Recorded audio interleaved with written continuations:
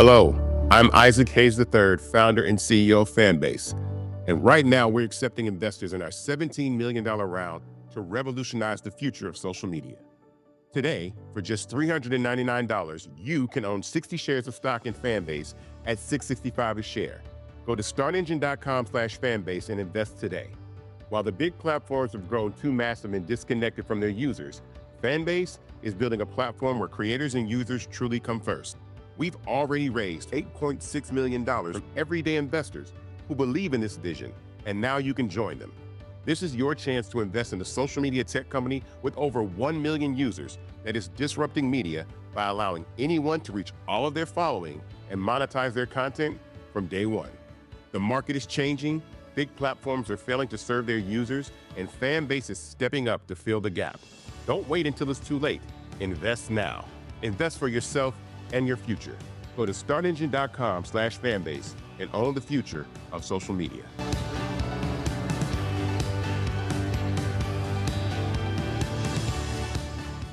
Folks, Black Star Network is here. Hold no punches. I'm real revolutionary right now. Support this man, Black Media. He makes sure that our stories are told. Thank you for being the voice of Black America, Roland. Stay black. I love y'all. All momentum we have now, we have to keep this going. The video looks phenomenal. See, this difference between Black Star Network and Black-owned media and something like CNN. You can't be Black-owned media and be scared. It's time to be smart. Bring your eyeballs home. You dig?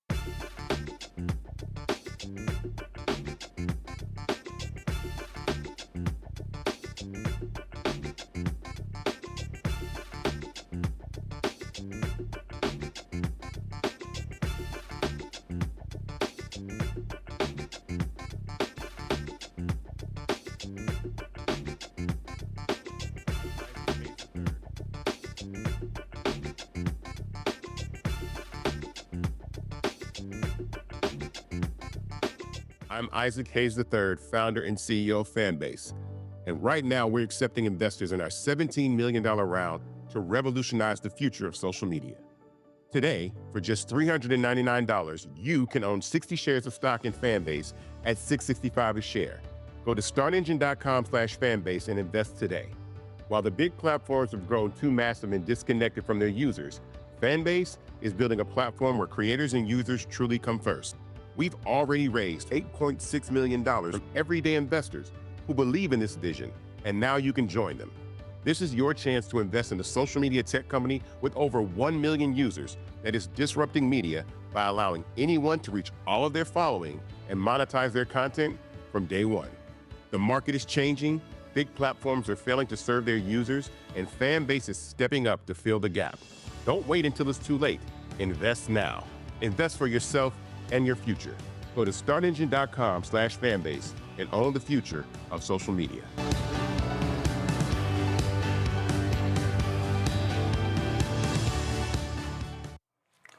Today's Monday, February 24th, 2025, coming up on Roland Martin Unfiltered, streaming live on the Black Star Network. Every day we witness hard-fought civil rights being stripped away.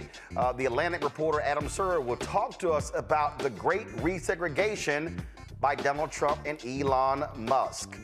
Georgia Pastor Jamal Bryant will join us to talk about the upcoming Target fast and also his thoughts on the black MAGA Republicans who held up a picture of his face at the White House celebration. MSNBC has canceled Joy Reid's show. Tonight is her last show. Got a couple of things to say about that. Plus, former Vice President Kamala Harris took the center stage at the 56th annual NAACP Image Awards this weekend, where she received the Chairman's Award. I'll show you her acceptance speech. Plus, we lost two great musical giants, Roberta Flack and Jerry Butler. Folks, it's time to bring the funk. I'm Roland Martin Unfiltered on the Black Star Network. Let's go. He's got it. Whatever the miss, he's on it. Whatever it is, he's got the scoop, the fact, the find. And when it breaks, he's right on time and it's rolling. Best believe he's knowing. Putting it down from sports to news to politics. With entertainment just for kicks, he's rolling. It's on go, roll, roll, y'all. It's Roland Martin, yeah. Rolling with Roland now. He's funky, he's fresh, he's real, the best, you know he's Roland Martin now.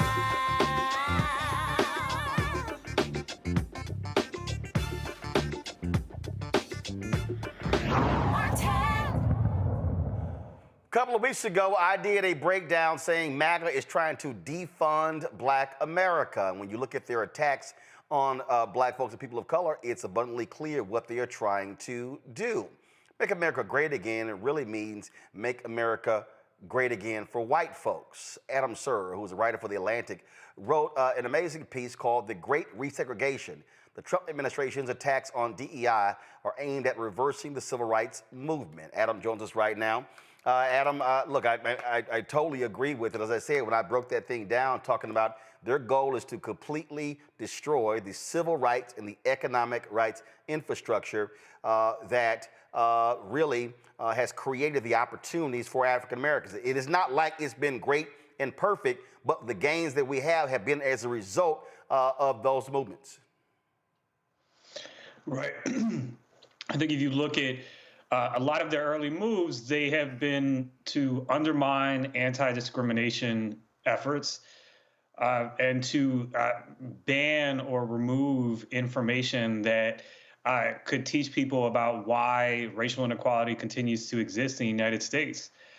And I think another thing they've done really is they've talked a lot about being meritorious and colorblind, but by their standards, you never, by their standards, the assumption is that a white person is always competent and a person of color has to prove that they're competent.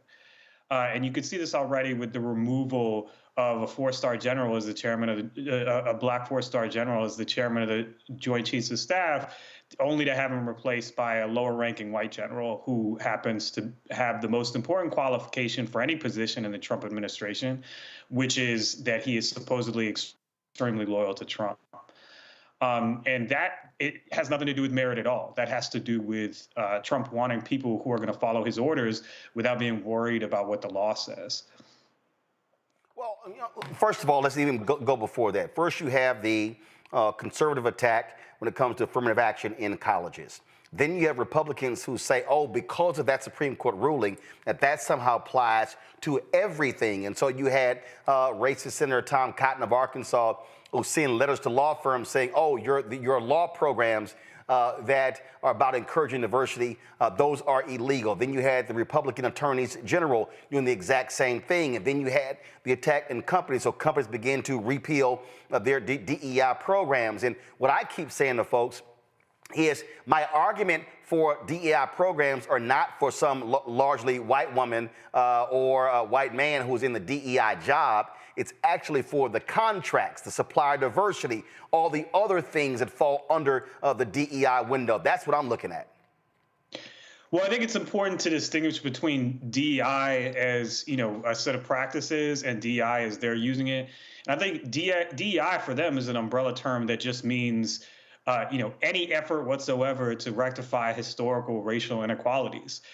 They think those inequalities are the result of natural differences in ability between people, not public policy, and therefore it would be immoral to try to rectify those racial inequalities. And it's not just a question of employment or education, as you pointed out, but I think it really begins with an attack on voting rights. If you go back to the, essentially the Supreme Court gutting the Voting Rights Act in the Shelby County case, Chief Justice John Roberts, he'd already weakened, watered down Brown v. Board of Education to non-existence by saying, efforts to integrate were themselves racially discriminatory. And then he took the Voting Rights Act, the law that essentially made America a multiracial democracy, a true multiracial democracy for the first time, and weakened its protections to the degree that you could discriminate on the basis of race in voting laws, and we've seen a number of voting laws that happen to do that. Since then, the Roberts Court has continued to weaken the Voting Rights Act. They haven't sided against it in every single case. There was a notable case involving black congressional districts in Alabama where they decided not to side with the conservatives in that case. But this attack is multi-pronged. It's occurring in education. It's occurring in voting rights. It's occurring in entertainment. When you see these backlashes against black creators, whether they're in the writer's room, whether they're on screen, this is part of an effort to say, we want black people out.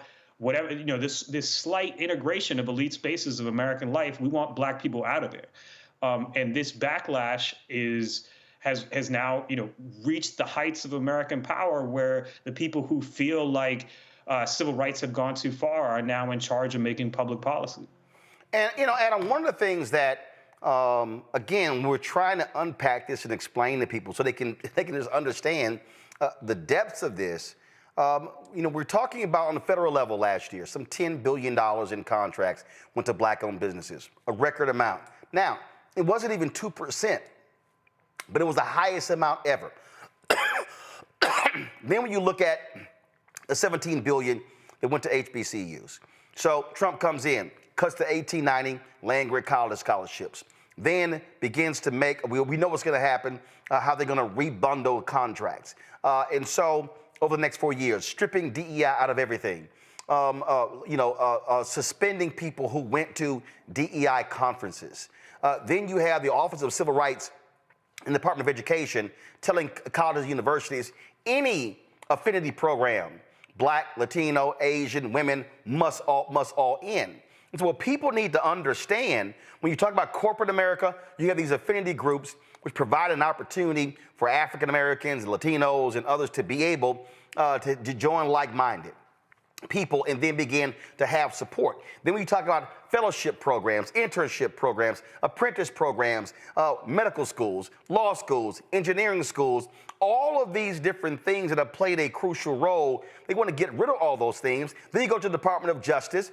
They want to shift away from investigating white domestic terrorism and now go after Black Lives Matter and Antifa. And so people need to really understand that Project 2025 lay all these things out, and some black folks acted as if, well, that's really no big deal, but they don't realize it is a full-on assault on everything that speaks to the interests of black people being able to rise and prosper in this country. This is not a game. This is not fiction. It is literally happening. That's right. And I think the thing to think about is they believe, as you just described, they believe that any effort to provide opportunities to people who have historically been denied those opportunities is itself racist against white people who have a right to be on top forever. That's an ideology that is fundamentally discriminatory, and yet they've inverted it to say that if you try to help out people who have historically not had opportunities, that's the real racism. And it's extraordinary that this is, essentially the ideology that is, behind the federal government, has control of the federal government right now.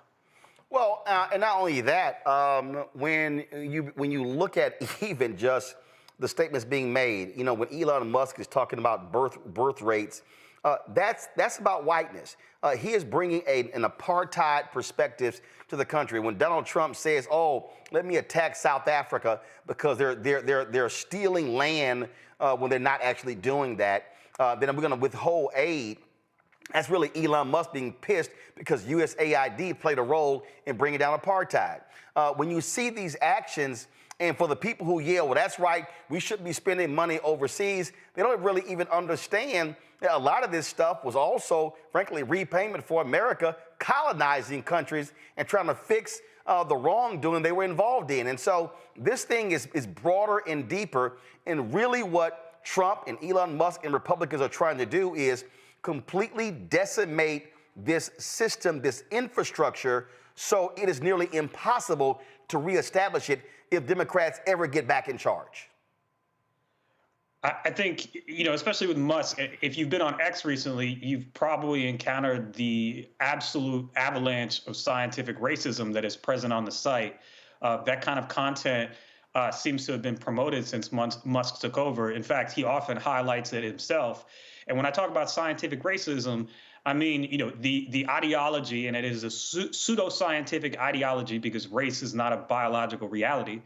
It is a pseudoscientific ideology that holds that race determines, your intellectual, creative, human potential. And so if you subscribe to that ideology, then it makes sense to discriminate on the basis of race because you have a sort of almost caste system-like belief about who is capable and who is not, who is capable of discharging certain responsibilities or performing certain kinds of jobs. And unfortunately, that kind of perception it seems to be very popular among the people who have a lot of power in this administration. I mean, Musk himself, as I said, has promoted scientific racism on numerous occasions, and that when you have that kind of worldview, then you just assume that as conservatives seem to have done recently with any, catastrophic issue, that if something goes wrong, then it must be the responsibility of a person of color who did not really earn their position. Yeah. Aren't you getting a kick out of it was DEI that caused the plane crash, and then we found out the pilots were white? Oh, it's as if that thing just disappeared.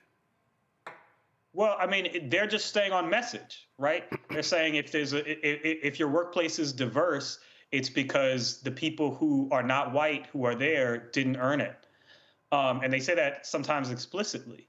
And what's useful about the term DEI for them is that they say DEI and allows them not to say what they really mean. Which is the N-word. And sometimes, yeah, sometimes they're saying DEI with a hard R, correct.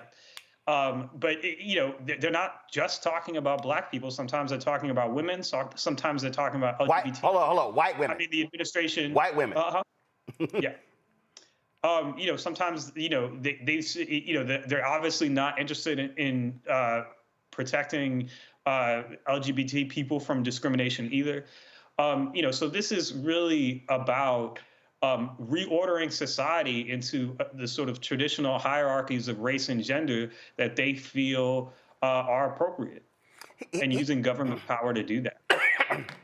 Here's what I have been saying to people. In fact, I was saying it in real time. That this is what we saw. First of all, in May will be the 5th anniversary of the death of George Floyd. And here's the death of George Floyd and the reaction to it is what I think truly scared white America. And this is why I say that.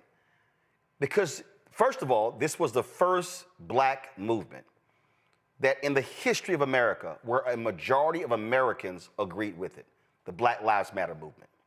And I think there are forces in white America say, especially on the right, oh, hell no. And let me be real clear to people who are watching. This is not just Republicans, some white Democrats as well. That was the basis of what I laid out in my book, White Fear. And so what do we then have? They saw young white people, young Latino people, they saw young people embracing the movement, demanding change. I never forget, Adidas announced that they were going to do a $10 million donation, and have a certain percentage of new hires.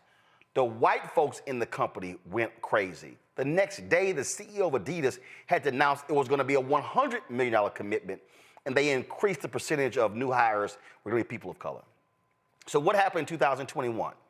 Attack Black Lives Matter. What happened in 2022? Attack critical race theory. What happens in 2023? Attack woke. 2024, DEI. All of those things were all a response to the national response to George Floyd. So they were pissed off that the database was created for corrupt cops or cops that have killed people. They were angry that companies were creating DEI programs and were prioritizing diversity, people of color, when it came to jobs, when it came to investment, when it came to supporting things. And so the Christopher Rufos of the world, the folk on the right, they said, what we cannot do is we cannot have a generation of white kids learning the real history of America. So they attack books, ban them, they attack education. People need to understand this did not just happen.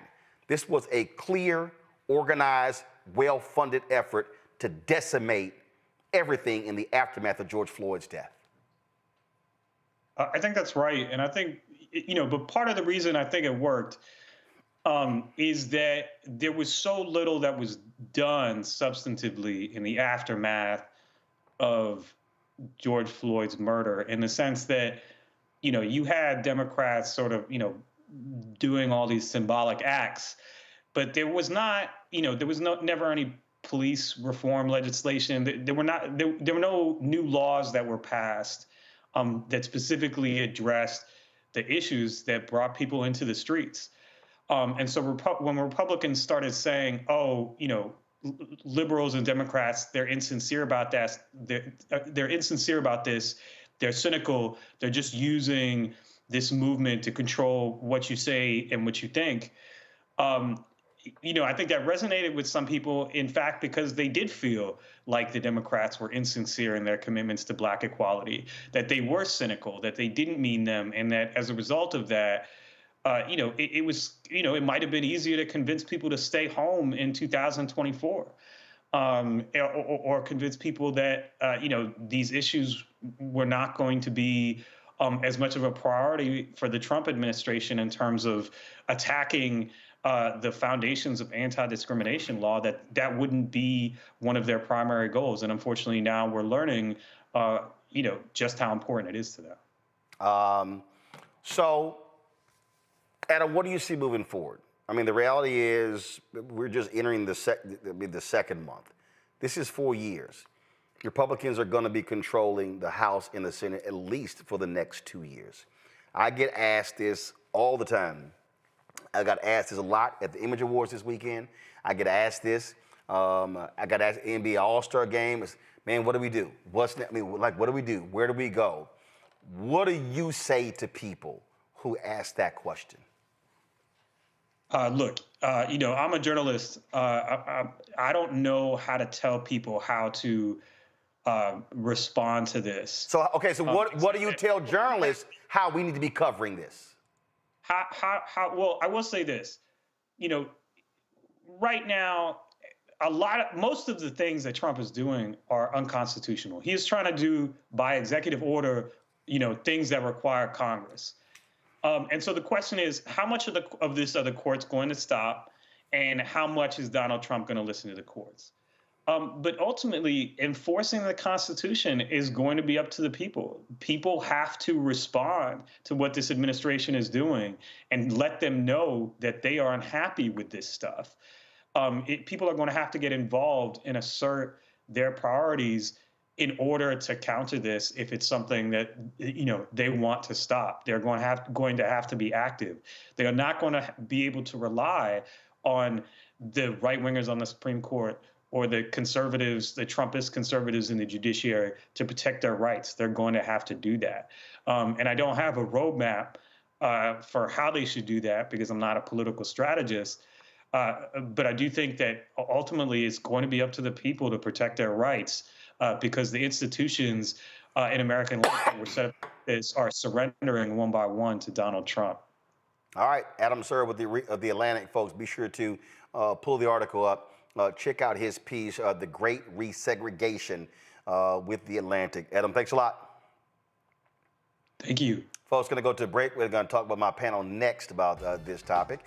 You're watching Roland Martin Unfiltered right here on the Black Star Network. This week on the other side of change. Abolition focus. Should we aim for reform or abolishing the entire system? Kimon Felix lets us know how much possibility lies in abolition. That is such a radical image because it offers the suggestion that we already know to be true, which is that we have what it takes to take care of each other and to take care of ourselves. Watch us on the Black Star Network, so tune in to the other side of change.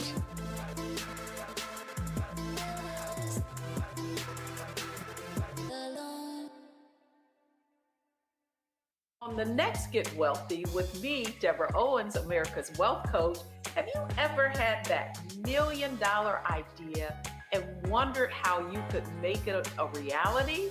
On the next Get Wealthy, you're going to meet Liska Askalise, the inventress, someone who made her own idea a reality and now is showing others how they can do it too. Positive, focusing in on the thing that you want to do, writing it down, and not speaking to naysayers or anybody about your product until you've taken some steps to at least execute. Liska Askalise on the next Get Wealthy, right here, only on Black Star Network. Hey, this is Motown recording artist Kim. You are watching Roland Martin Unfiltered. That boy, he always unfiltered though. I ain't never known him to be filtered. Is there another way to experience Roland Martin than to be unfiltered? Of course he's unfiltered. Would you expect anything less? Watch what happens next.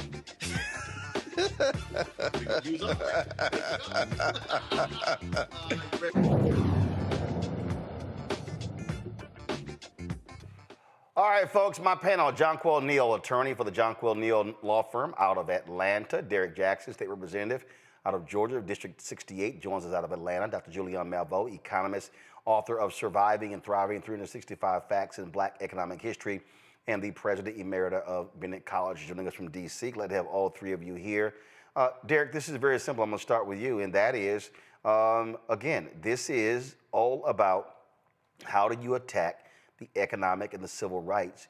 And if people think that that's not what's going on, they clearly are not paying attention. It is very clear. Hey, Roland, not only they're not paying attention, they don't understand history. This is not the first time individuals try to resegregate us. If you go back to the times of Reconstruction, when Frederick Douglass and those started passing the 13th Amendment, 14th Amendment, and the 15th Amendment, folks were upset when Woodrow Wilson became president. Grand Dragon himself did not like what was going on. Then they formed the KKK. And so if folks don't understand what's going on, they're sleeping at the wheel. Here's the bottom line, Roland. If I may evoke the spirit of Joe Madison, the Black Eagle, we know what's going on. The real question is, what are we going to do about it? We got to do more than just stay silent. We got to show up and show out. We got to boycott.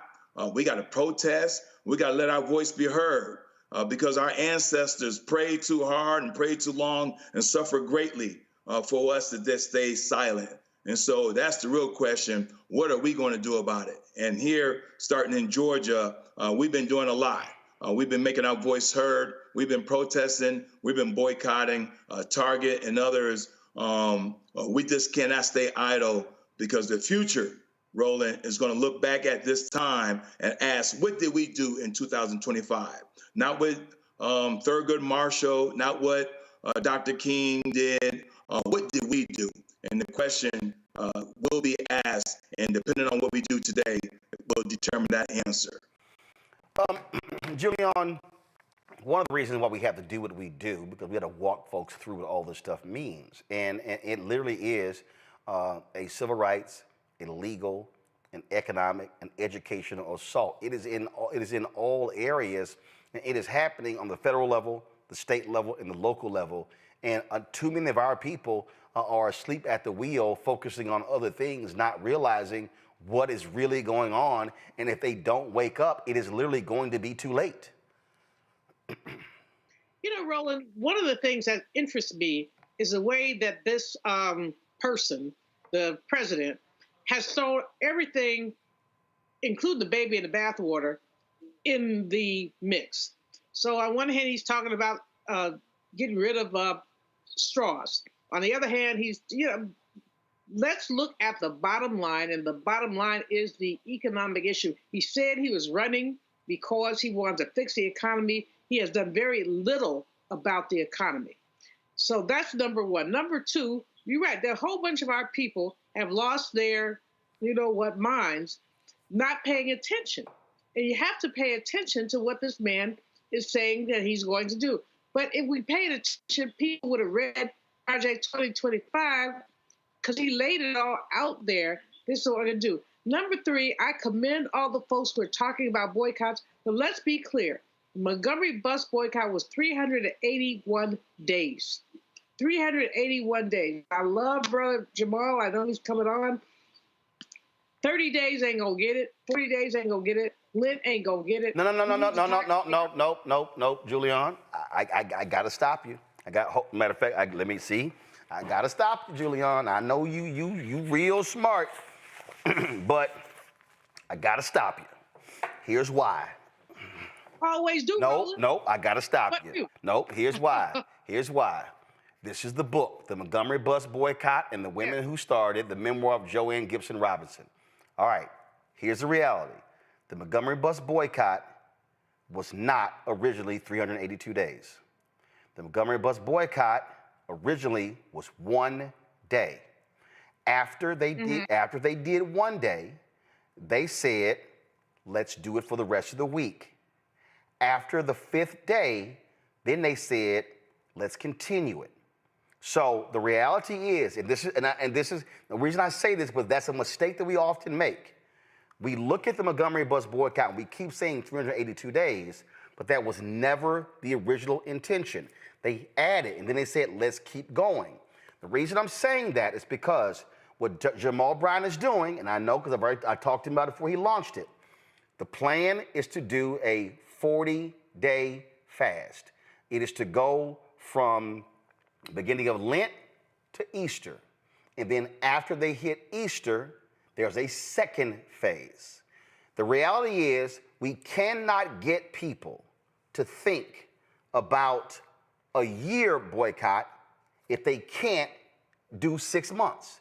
And we can't do 6 months if we can't do a month. So the reason I support the way he's doing it is because they are trying to do this thing in stages. Nina Turner and her organization launched their boycott February 1st.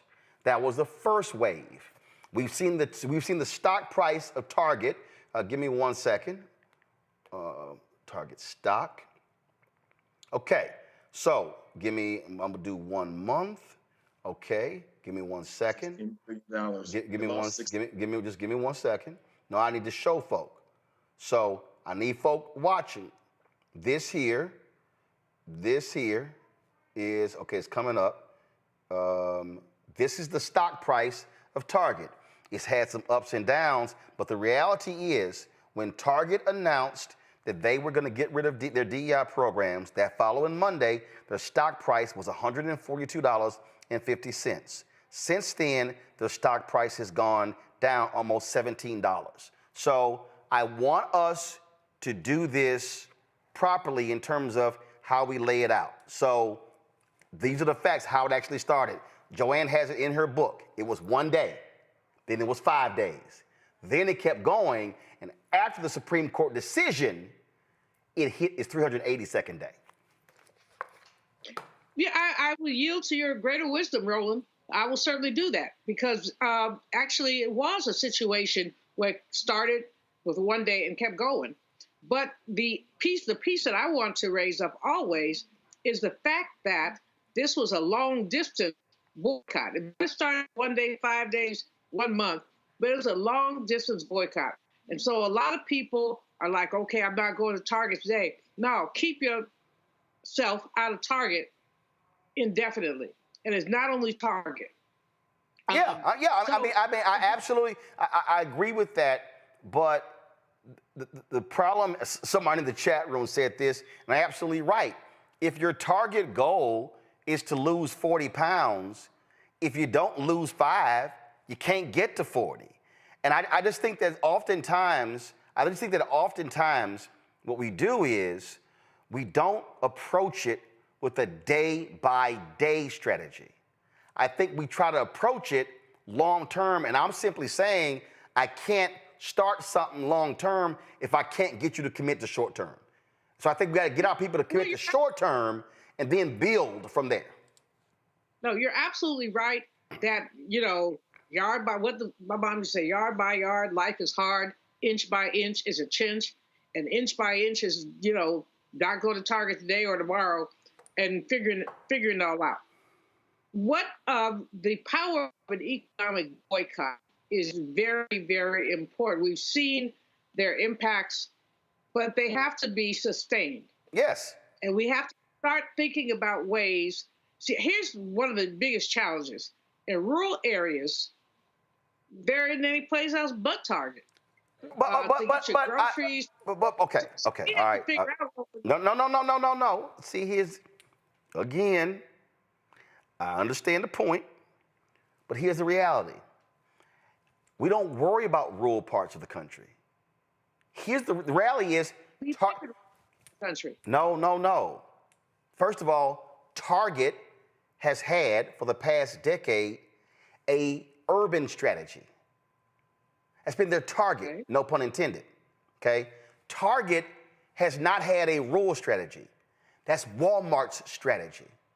So it's not like, so the reality is Target has been thriving because they have been opening Targets in major cities.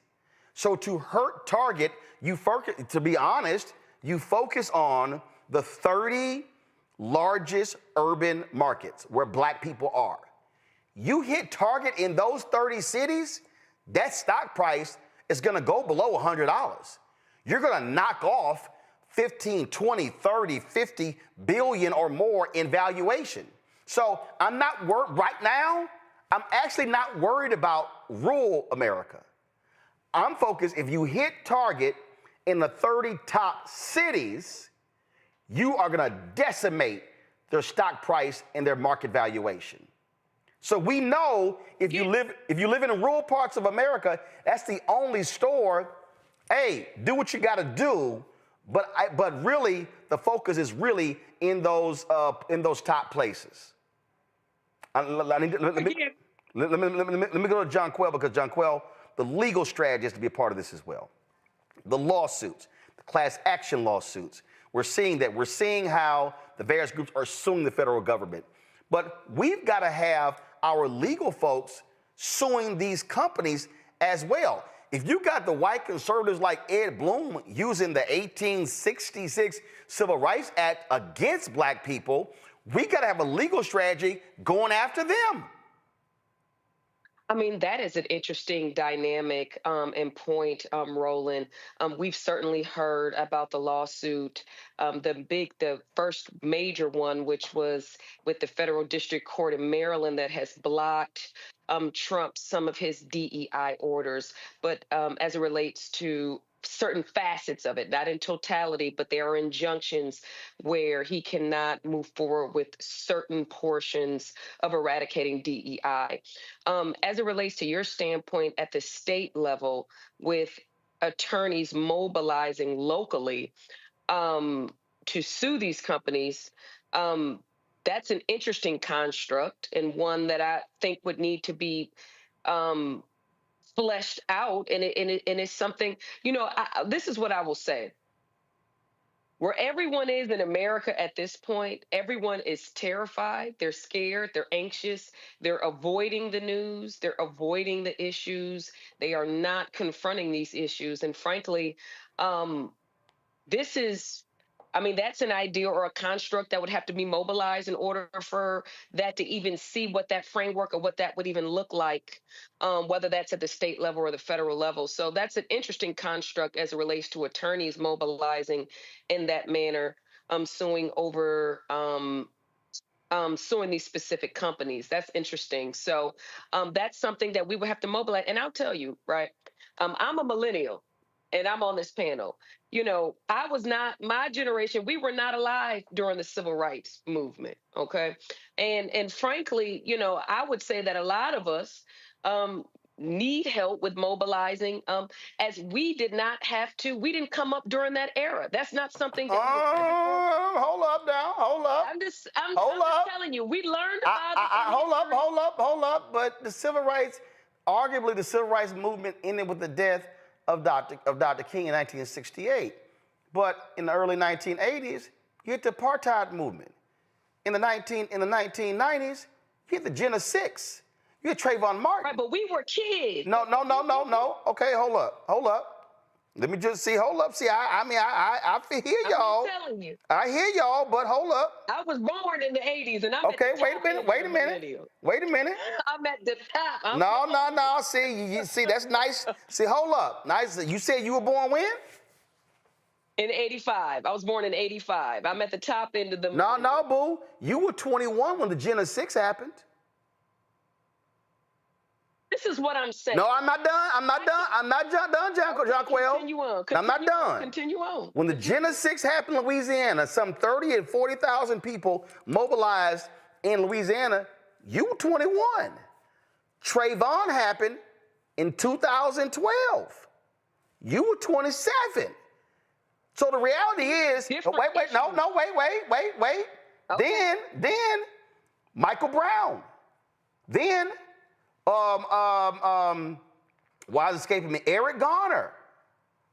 So the reality is, there have been movements, there have been actions where people have mobilized when you have been in your 20s and 30s. So the civil rights movement is one thing, but we've had events that have happened in the 70s, in the 80s, in the 90s, in the 2000s, in the 2010s, now the 2020s. So nobody has an excuse where they can't get involved in something, because shit has gone down in every generation. So that's not what my point was. Okay. What's your point? I'm aware, and we're aware of those things that are happening. But what is going on now is, in my humble opinion, is fairly radical. It is something that we have not seen before. And just talking amongst, people in my age group, they want to be involved, but they're not sure. And a lot of people are taking an avoidance standpoint because their anxiety is so high. So what I'm merely stating is that with mobilizing and the different efforts, and I'm aware of the Target effort that's coming down on March 5th, but I'm just saying as a whole, I definitely, humbly speaking, is saying that I think that, this is somewhat uncharted territory. It may not be. Maybe I'm wrong. No. I'm saying. Listen, I did something last week, and it's just, to me, it's the real deal. I think too many people who are millennials and Gen Z are making excuses. I got the whole deal about it's a lot going on. Folk are, I forgot the word that you used. Anxious? No, not that one. Oh. It's how they're feeling about what's going on. But the reality is, folk who are millennials, they were here when George Floyd happened. They were here when Eric Garner happened. They were here when Michael Brown happened. They were here during the Black Lives Matter movement. The problem is, folk today, to Julian's point, ain't put their marathon shoes on. They had their sprint shoes on. The problem is, folk figured, oh, Obama's elected, we good. No. When Doug Wilder was elected the first black governor of Virginia, we were not good. When Thurgood Marshall became the first black on the Supreme Court, it wasn't like, yo, we good with racism in the criminal justice system. And so what has to happen is we got to have folk stop checking out. I said last week that my issue with folk who are 18 to 50, my issue with people who are 18 to 50 is that they have been making withdrawals from the bank of black social, from the bank of black justice, and they ain't made no deposits. That the generation that was going to the council meeting, was going to the school board meeting, was going to the county commissioners meeting, was going to the state capitals, was coming to Congress, the folk who were mobilizing and organizing, the folk who were working the polls, the folk who were precinct captains, the folk who were going door to door, knocking on doors, trying to get people to vote, the people who were forming civic clubs and community clubs, who were neighborhood watchers, those folks, like my parents, are now in their late 70s. And some of them are becoming ancestors, or some of them are retiring. And so this is the moment when I need I need Gen X and millennials and Gen Z to step their ass up. And if somebody says, well, I don't know where to go, I said what it lays out in Nehemiah. You start right in front of you. If you are a millennial or Gen Z in Atlanta or Houston or Charlotte or New Orleans or anywhere, your deal should be, okay, what do I care about? Is it education? Is it black entrepreneurship? Is it voting rights? What do I care about? Now, once I decide, hey, this is what I care about, I now need to find me an organization that's doing that very work. I don't need to start my own nonprofit. I don't need to sit here and create something new. Whatever you want to involve yourself in, there is something that exists right now to actually do it. Then I need them to show up. I need them to join. You know as well as I do, it's a bunch of us walking around. Because you want to be correct. You're a Delta, right? Yes. Okay, you're a Delta. Derek's an Alpha. Julian's a Delta. Right now, all four of us, we know some Deltas and some Alphas walking around wearing their letters, but ain't involved in shit. We know some folks wearing their letters. And if you don't even want to go to meetings, but damn it, at least be financial. At least join the service project. We know this. So the problem is, we got to be willing to challenge some folks saying, what did the late Joe Madison always say? What are you going to do about it? And the struggle that we have right now is that generation that took us from the Black freedom movement known as the Civil Rights Movement, and then took us through the 70s, and took us through the 80s, and took us through the 90s, and brought us to 2000 and 2010 and then 2020, those folks, they truly are tired.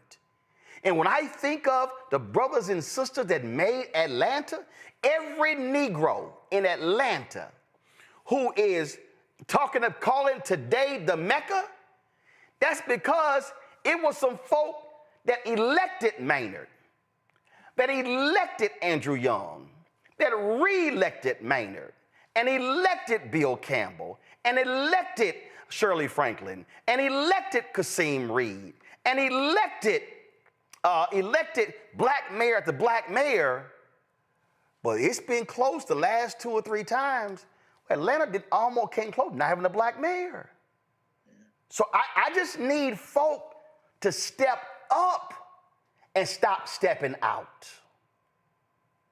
Now y'all can respond, Jonquel, then I'm gonna go to Derek, then Julian. Well, we are getting to my point, right? So my point is that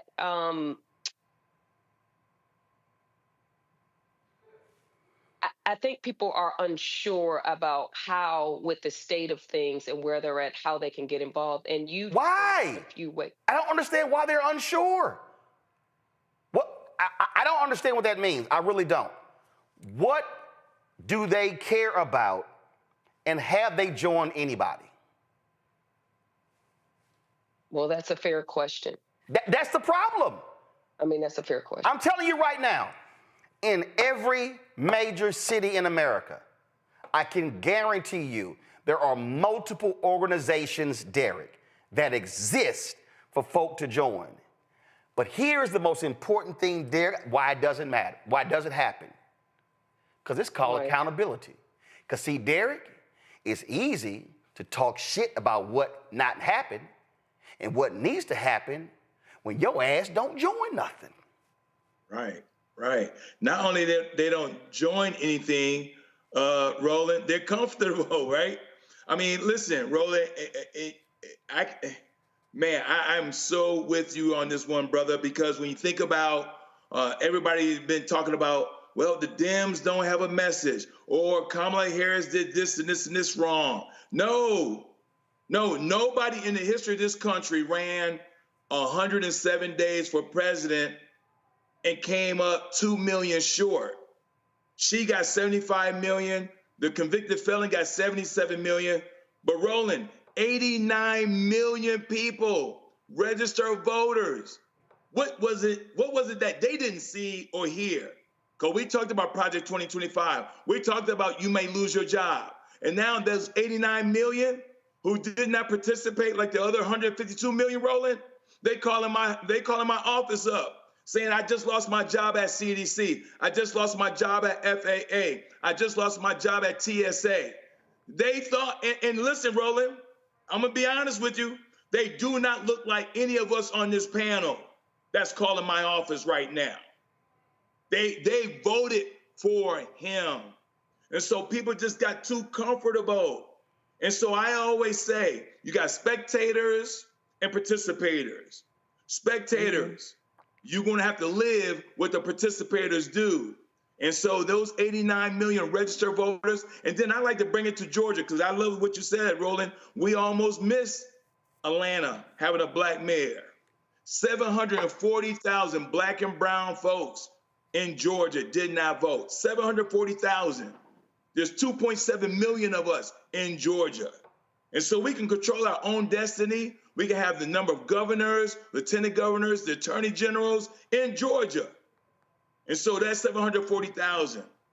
I challenge them all. Join NAACP, join the Urban League. And if you are a member of the Divine Nine, as you stated, Roland, be financial. Because there's a lot of work to do, because it's too late when you lose your job to make a protest and boycott. Let's get on the front end. You know, Julian, there was Nakima Levy Pounds. This happened in Minneapolis. They were very frustrated with the NAACP there. Sure, what these young folks did? They became members. and then they ran for office. And because they brought in more people, they won.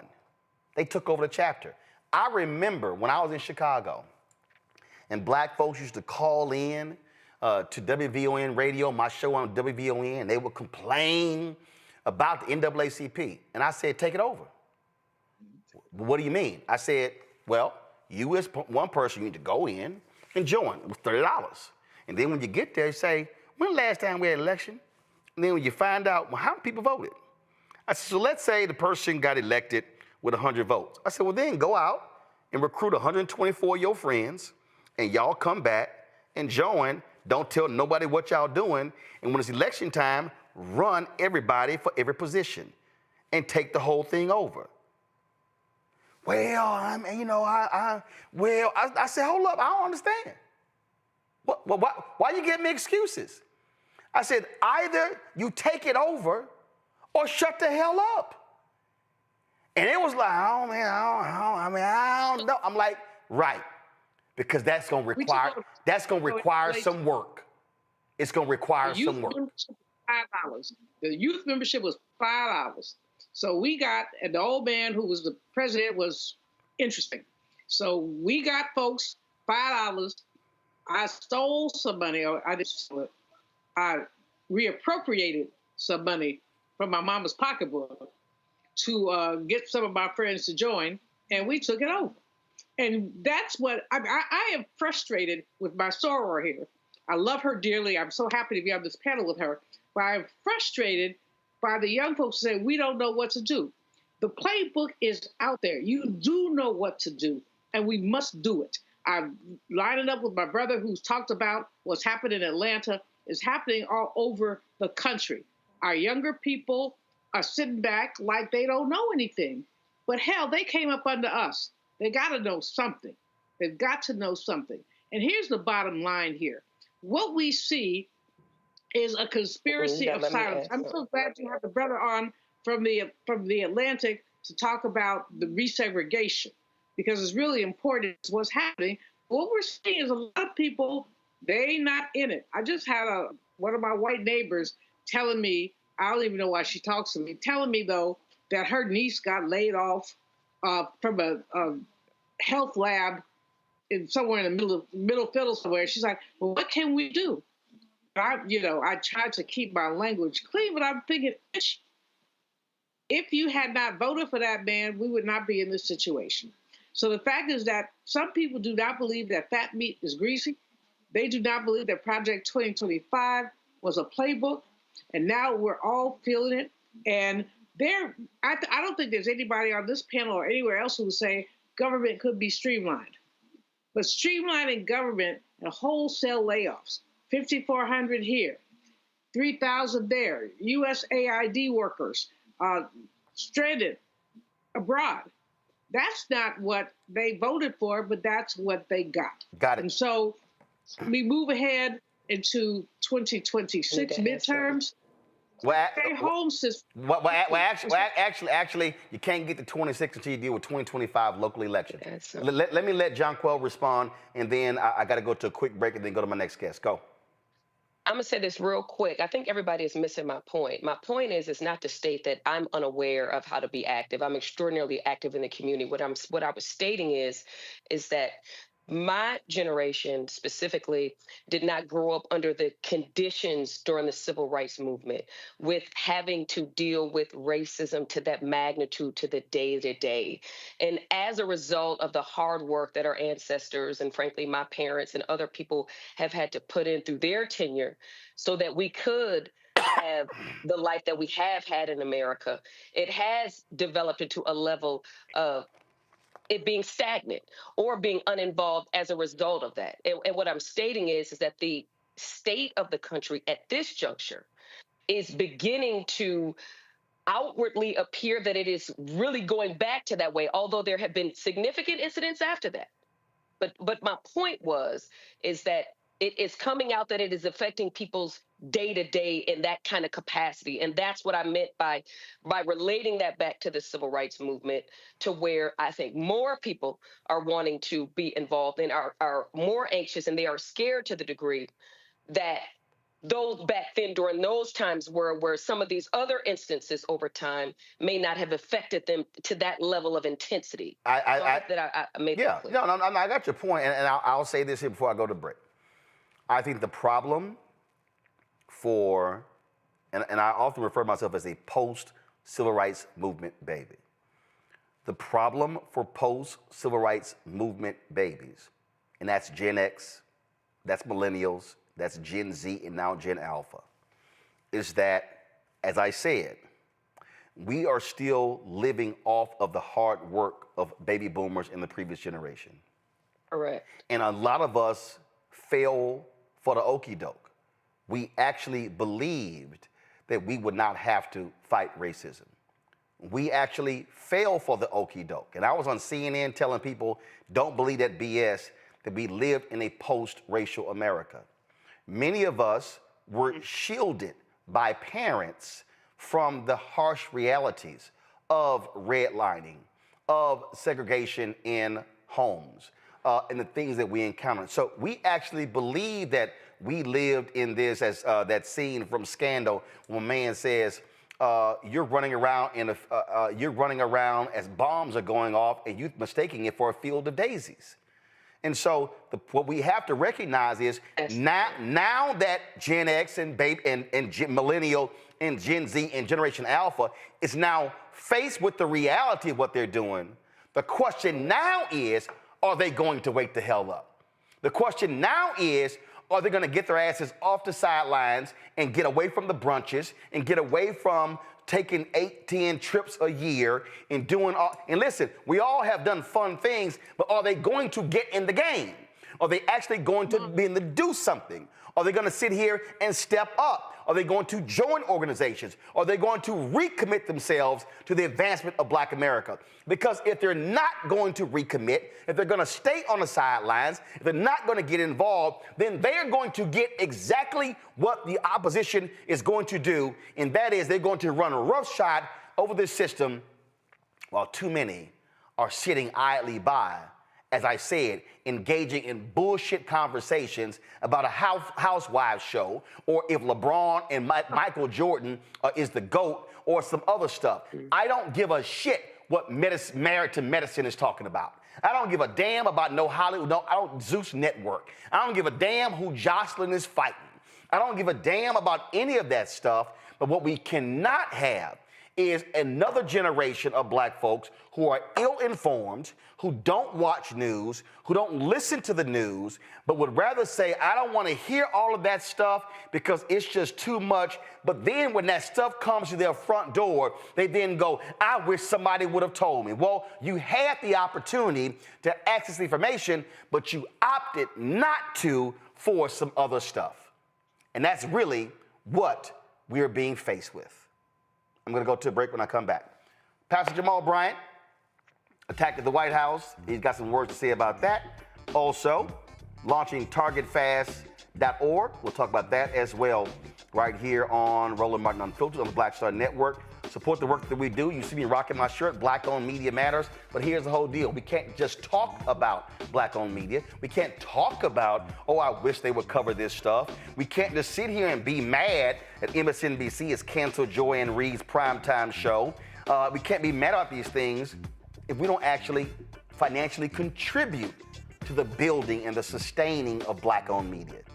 So if you want to support this show and this network, give to us via Cash App. Use a Stripe QR code. It's right there. If you're listening, go to blackstarnetwork.com to access it. You can also see in your check and money order P.O. Box 57196, Washington, D.C. 20037 7-0196. PayPal is R Martin Unfiltered. Venmo is RM Unfiltered. Zelle, Roland at RolandSMartin.com. Roland at RolandMartinUnfiltered.com. We'll be right back.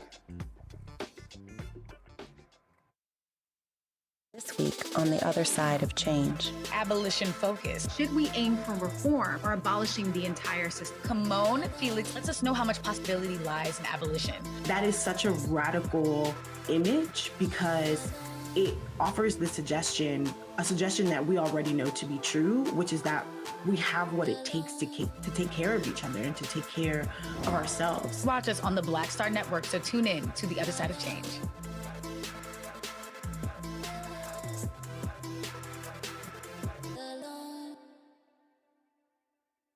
What's up, y'all? This is Wendell Haskins, a.k.a. Win Hogan at the Original T Golf Classic. And you know I watch Roland Martin Unfiltered.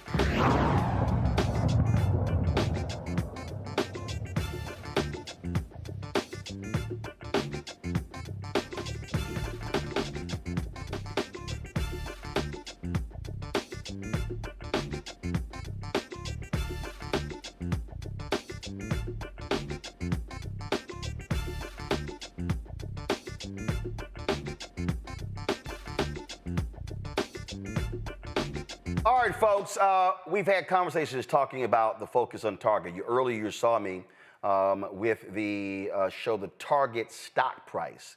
That effort was launched by Nina Turner's organization. That commenced on February 1st. Ever since then, you've seen the actions take place all across the country. You've even seen some folks going to Target, filling their baskets up with groceries, and then going to the counter and literally saying, oh, no, I'm sorry, I'm not going to buy these items because y'all are not supporting DEI. And we talk about DEI, it's not just, folks, it's not just, again, as some people rightfully say, oh, these DEI positions largely held by somebody white. It's really about the infrastructure, supplier diversity, contracts, things along those lines. And so Pastor Jamal Bryant announced earlier this month an initiative called Target Fast. And he's going to explain what this is. But a lot of people are always talking about, well, what are the demands? Well, they're very clear. If you go to targetfast.org, this is what you'll see. The 4 demands of Target. Honor the $2 billion pledge to the black business community through products, services, and black media buys. Deposit $250 million amongst any of our 23 black banks. Completely restoring the franchise commitment to DEI, and create a pipeline community center at 10 HBCUs to teach retail business at every level. Pastor Jamal Bryant of New Birth Missionary Baptist Church in Atlanta joins us right now. And Pastor Bryant, glad to have you here. And to Scott Bolden, you're watching. I told you I allow Kappas on the show every now and then. I think, Jamal, you're on mute. I think you're on mute. I can't hear you laughing. There you go. Let's see. You take it off of mute? See, Alpha got to still teach. You still on mute. Can you hear me? You can hear me. I can't hear you. Control room, what's going on? Is he on mute? He's not on mute. All right, so here's what we're going to do. That's fine. That's fine. All y'all going to do, just drop a signal, reconnect. Just all you got to do is drop a signal, reconnect. We'll have it fixed. So let me walk you through this here. So again, when Target announced that they were doing, this was a few years ago when we in the Black-owned Media Alliance, we began to challenge them.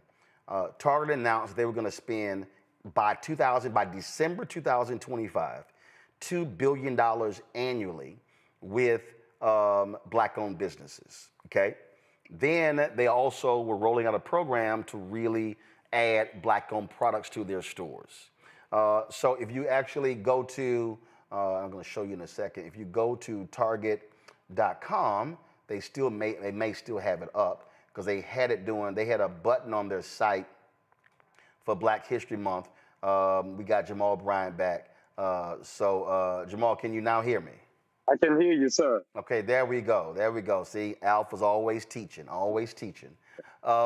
This right here is Target's website. So this is their Black History Month section. So you see down here where they have all of this. They have a button down here called Shop All Black-Owned or Founded Brands. So when you click that, there are 1,135 results. Now, last month there were more than that. You've had some Black-owned brands that have actually pulled their products from Target stores. Jamal, you had a brother at your church a couple of weeks ago who was in more than 1,000 Target stores, and is a clothing brand, and he pulled his product to honor this boycott effort, correct? That's correct. Black Men Smile. And so, so the goal is to get 100,000 people to sign up for Target Fast. That begins, is it March 5th? Yes, sir. Next Wednesday, we're up now rolling to 70,000. So 70,000 people have signed up. Your goal is to get 100,000 by next Wednesday, March 5th. So you got 30,000 to go. That's correct. Walk folks through the thought process of how you decided to not call it a boycott, but to call it a Target fast. Explain. Because my call, Roland, was directly to the Black church. I wanted the Black church to have skin in the game. In the emergence of Black Lives Matter, this is the very first civil rights movement where the Black church is not on the front line and a faith leader is not the drum major. And so I'm mindful that other boycotts are moving forward, but I wanted the Black church to say that our head is not in the sand, but that we're aware and we're lifting our prophetic voice. Lent is the holy season for Christians that goes from Ash Wednesday to Easter, so that while we're withdrawing our funds from Target, we're also focused in prayer to take the spirit of the Montgomery bus boycott, who every night for over a year went back to the church at night to get their spiritual grounding. But I was explaining this earlier, and I showed this book here, the Montgomery bus boycott and the women who started, the memoir of Joanne Gibson Robinson. She was the one who crafted this, who crafted the boycott. And as I said, it was a one-day boycott. After that first day, they extended it 5 more days, and then they said we're going to continue it in perpetuity until we get what we want. And so you were very specific in saying we're going to do this from Lent to Easter. Yes. Explain that as well. Yes, because Target is publicly traded, we're able to use 40 days to see what is the spending impact. Somewhere in the orbit, I learned right on the Roland Martin Unfiltered show, Black people spend around $12 million a day. So if we're able to track over those 40 days to see where it has already gone down, the stock has dropped by $11 a share. They're losing millions of dollars. And those of you who missed it, stockholders are now suing Target. So we're able to take tangible data and say, with these 100,000 people whose emails we can point to and show them where's the price point, take it to the stockholders of Target and the board and say, now let's talk, now let's negotiate, because we're operating from a position of strength. And if you go through that piece, and then after Easter, there's a second phase if you decide to continue that, correct? Yes. So 40 days is our initial rollout. It is not the end of the journey. It is really for us to have a benchmark to see where we are and how we proceed.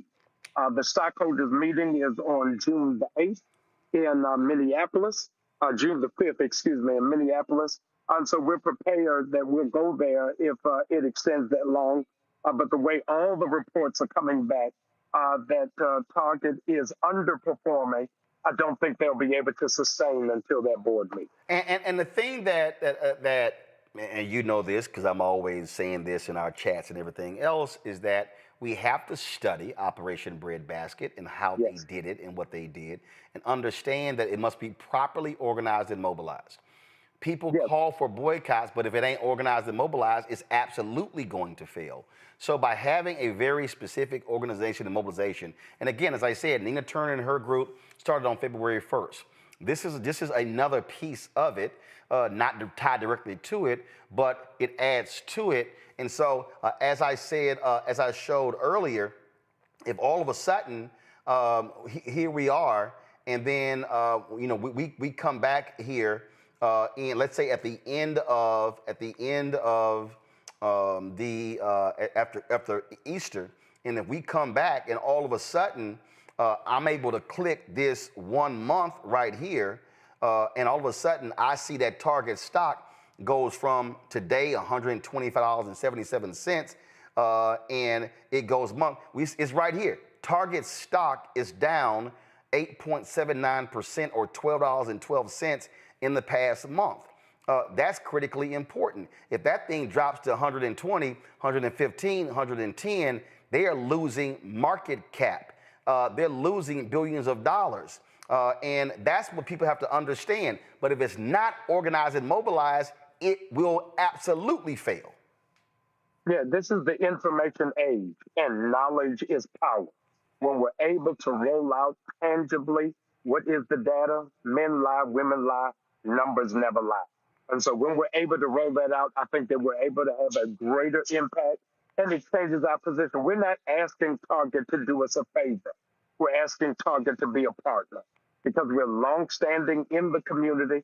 We always banter about that we have $2 trillion worth of spending power.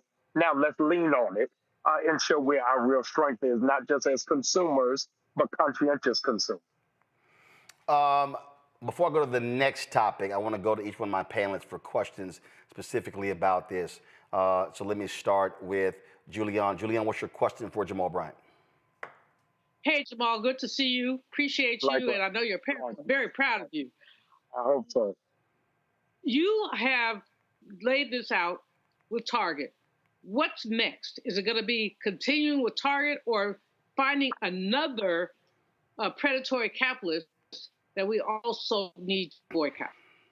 Yeah, I think that Target is the first, as our other dear panelists shared, about the shift of mindsets of generation. Don't forget that the large bulk of this generation was born under Obama. And so I think it's very important that we just shoot at, no pun intended, one target at a time. As I keep saying, Target is the first, it is not the last, and it will not be the only. But this generation needs to see a win. And so I think if we hone in on Target and then from there, whether we go to Walmart or Amazon, but I want the generation to be able to find its wings and its legs and say, we did it here, now let's move on to the next one. But I want to do it one at a time. And I think the other reason why you do it one at a time is because you have to learn best practices. 2, you don't have to always hit 10. You can hit one, and the other 9 are going to see and say, I am not trying to have that smoke come my way. Yeah, that's what McDonald's is feeling from the pullback of the Latino community, even in this moment. And so all of them are huddling, trying to figure out how do we resist the wind so it doesn't turn into a whirlwind.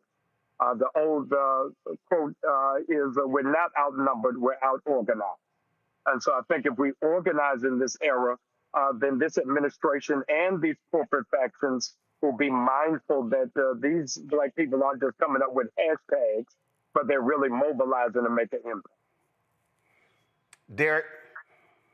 Dr. Bryant, always good seeing you, sir. My question is around mobilization and organization. And you certainly don't have to share your strategy on here, but it just seems like the more that we do in terms of mobilizing and through that organization, through Black churches, through the Divine Nine, through NAACP, Urban League, are you also having conversation with those organizations as well? I am, particularly around the Black denominations. Again, I really wanted the church to take the lead in the forefront. A super bad sister, whose name now escapes me, from Harvard University, said that the revolution is a 3% rule. You don't need everybody to do it, but if 3% of the population get a made-up mind, they'll change policy, they'll change culture, and they'll change society. Let's not forget in our fantasy island memory of Dr. King that the reality is most of Black America wasn't supporting Dr. King at the time of his assassination. The Baptist convention split. So we don't need everybody to do it. We need really just a small faction who will stand steadfast in order to make the impact. John Quell? I know that previously, and greetings, Dr. Bryant, Pastor Dr. Bryant. I know that one of the Black businesses was able to pull their business or their distribution at Target. Do we know anything about any of the other Black businesses that may solely be distributed by Target or anything in relation to them and kind of where they stand on these issues? Thank you so very much. What I neglected to share is we've partnered with the Black Chamber of Commerce. So when people register at targetfast.org, within the hour, I email them a Black business directory of 300,000 Black businesses around the country. We send an invitation to all of the vendors who are in Target to know that if they come and be a part of this, they'll be prominently placed on the page. We don't in any way want to hamper or damage in these black businesses or black families. But we believe that they can make that same level of impact if they do it digitally and do it online. So we've sent out that invitation. I'll have to ask Brother Ron Busby where we are on those numbers. But I do know that we've set up a platform so that they'll be able to thrive if they're prepared to make the sacrifice. Let's move on to the next thing. Last week, Trump threw a joke of a Black History Month reception at the White House, even though the other federal agencies can't do any commemorations. And as a result, some of his Black MAGA minions had a video. I mean, they had a sign held up with your face on it. You see some of these folk here. And they roll that video of that one of those minions posted where they were waving the sign with your face on it. The White House. Oh yeah. And hey, everybody here, Kash Patel has been confirmed as an FBI director. Who's ready for some heads to roll? Let's go. Kash, I know you got the receipts. Hold them mother suckers accountable. Show all delete. Yeah, that's right. Jamal, yeah, that's right. So they did that, and you responded very clearly yesterday from the pulpit. Y'all been praying for me all week. You've been nervous all week, but I ain't afraid of the spooks that sat at the door. These runaway slaves hiding in the White House gonna throw my picture up thinking that I'm gonna be afraid. If you got real courage, don't show my picture.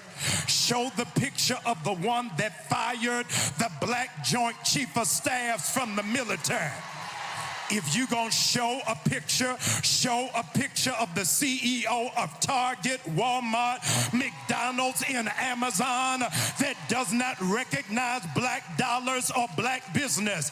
If you gonna put up a picture of the state legislators in Florida that are banning black books. If you gonna put up the picture of the one who is stealing classified information from the IRS and Social Security. If you gonna put up a picture of those that don't want your mama to pay $35 for insulin and your child to pay $35 for inhaler. If you gonna put up a picture of those that are jailing children and separating families. I ain't ever scared. In case you forgot, I'm from the west side of Baltimore. If you got a problem, pull up on me.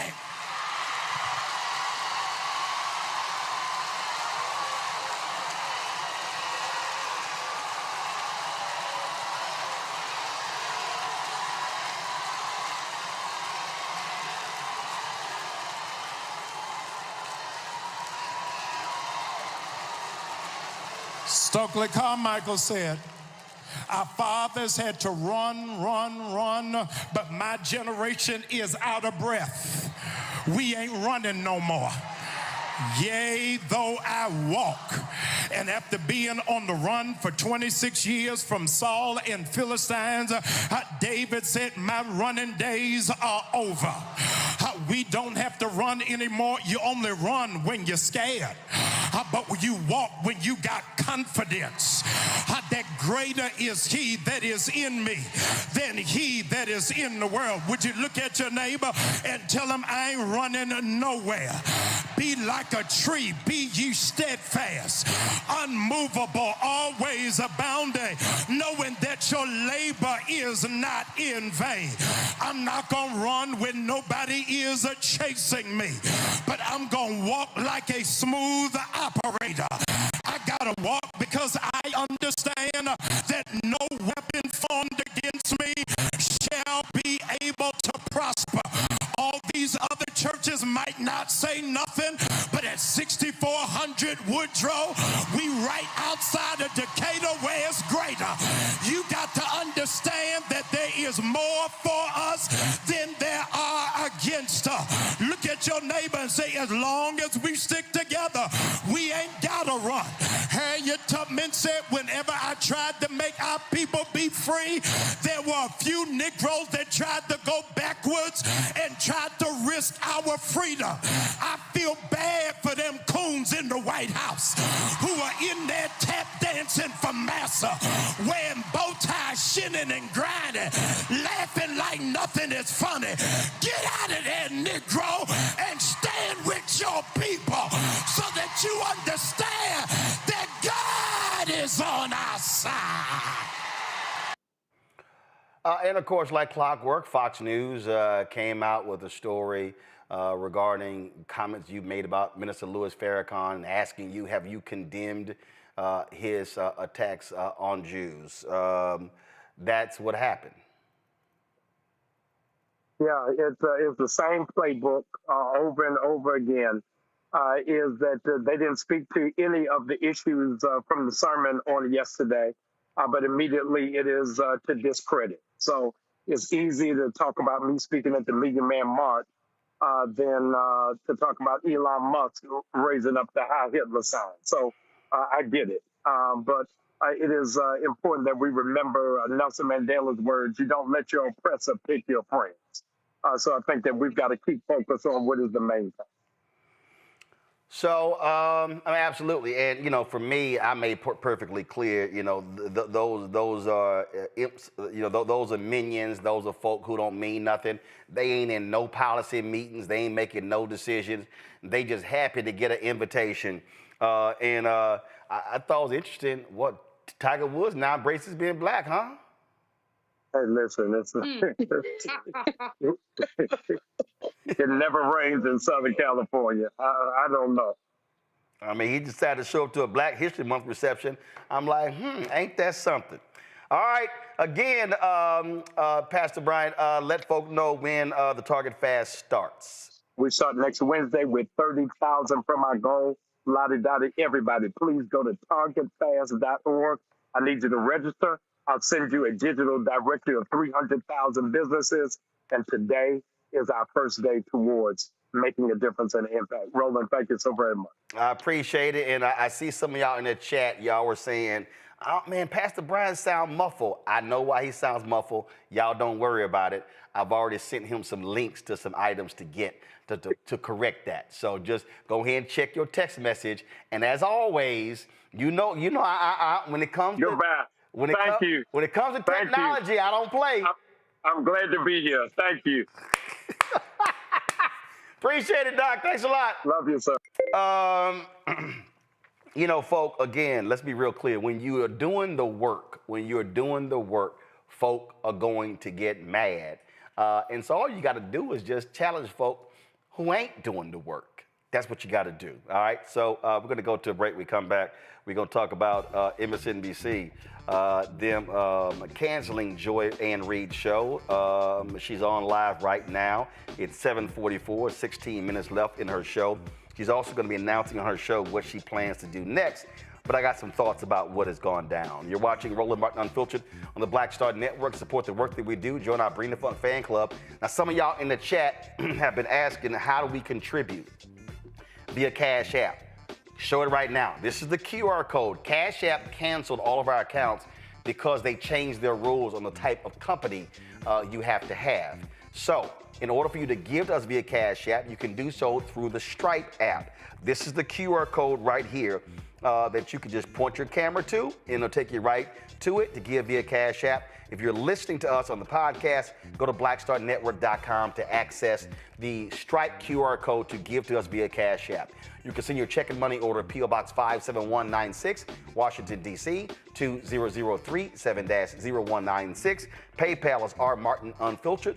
Venmo is rmunfiltered. Zelle, Roland at RolandSMartin.com. Roland at RolandMartinUnfiltered.com. Download the Black Star Network app Apple phone, Android phone, Apple TV, Android TV, Roku, Amazon Fire TV, Xbox One, Samsung Smart TV. If you want to get our Roland Martin Unfiltered merchandise, go to rolandmartin.creator-spring.com or go to theblackstarnetwork.com. You can get our new shirts, Don't Blame Me, I Voted for the Black Woman, and hashtag We Tried to Tell You, FAFO 2025. And so do that, and also get a copy of my book, White Fear, How the Browning of America is Making White Folks Lose Their Minds, available at bookstores nationwide. You can get the audio version that I read on Audible. Thanks a bunch. We'll be right back. This week on the other side of change. Abolition focus. Should we aim for reform or abolishing the entire system? Kimon Felix lets us know how much possibility lies in abolition. That is such a radical image because it offers the suggestion, a suggestion that we already know to be true, which is that we have what it takes to take care of each other and to take care of ourselves. Watch us on the Black Star Network, so tune in to the other side of change.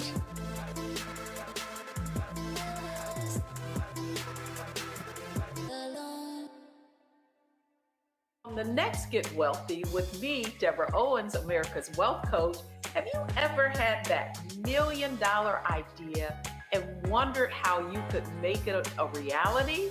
On the next Get Wealthy, you're going to meet Liska Askalise, the inventress, someone who made her own idea a reality and now is showing others how they can do it too. Positive, focusing in on the thing that you want to do, writing it down, and not speaking to naysayers or anybody about your product until you've taken some steps to at least execute. Liska Askalise on the next Get Wealthy, right here, only on Black Star Network.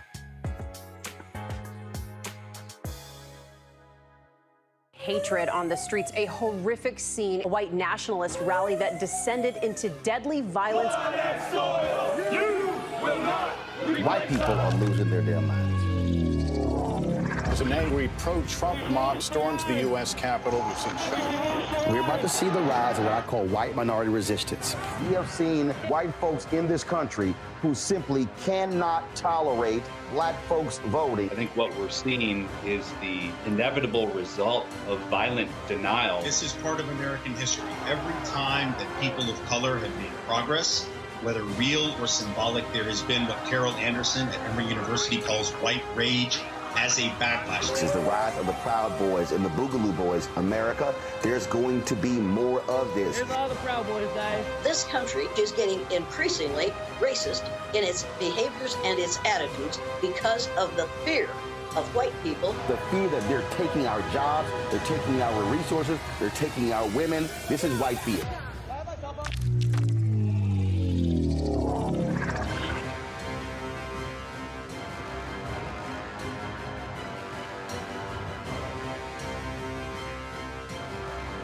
My name is Mark Carey, and you're watching Roland Martin Unfiltered. Deep into it, like pasteurized milk without the 2%. We getting deep. You want to turn that shit off? We're doing an interview, motherfucker.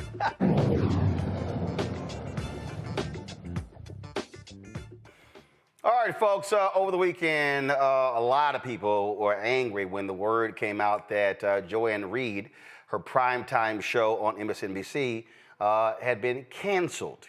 I found out on Saturday, and then MSNBC would not confirm that, but then Variety and the New York Times dropped some stories that that night that confirmed what was going on. She's hosted that particular show for 5 years, and prior to that, she had a weekend show on MSNBC, as well before that, a daytime daily show, and before that, a weekend show. So this was actually the fourth show at Joy Reid has had at MSNBC.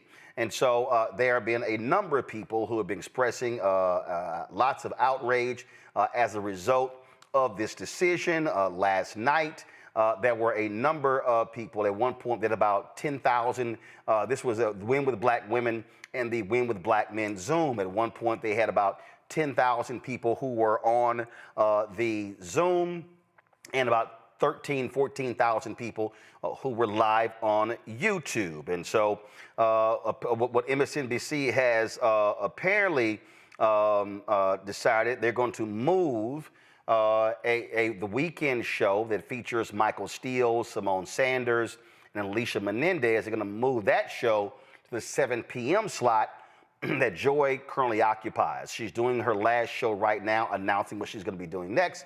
And so that's happening as we speak. So that's with their decision. Also, the New York Post reported that they were ending several other shows, but they were, like, for instance, Jonathan Capehart, as well as a couple of others, but they're going to be moving them to other shows. So there's a whole realignment with their programming strategy. Rebecca Cutler, I worked with her at CNN several years ago. That's a whole other story.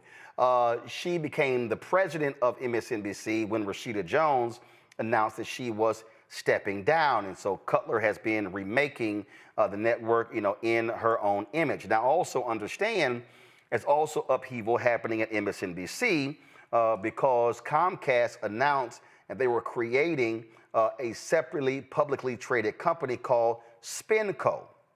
And what SpinCo is Comcast is moving these various networks into a separate business. Let me pull that press release up.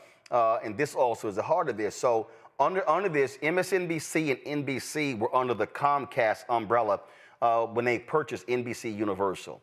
But now, go to my iPad, Henry. So Comcast announced on November 20th, they were creating this separate business. And so what they were doing, they're putting,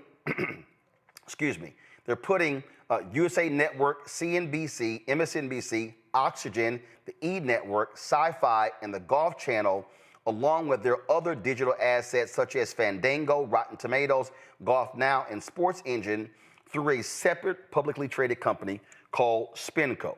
Mark Lazarus was going to be the CEO of that company. They're going to keep NBC under Comcast. And so now you're having these separate companies.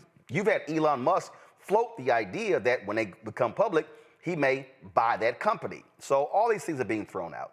So keep in mind, when you talk about changes over the years, you've had other folks who've had shows. You've had other black women who've had shows on MSNBC. Shows got canceled.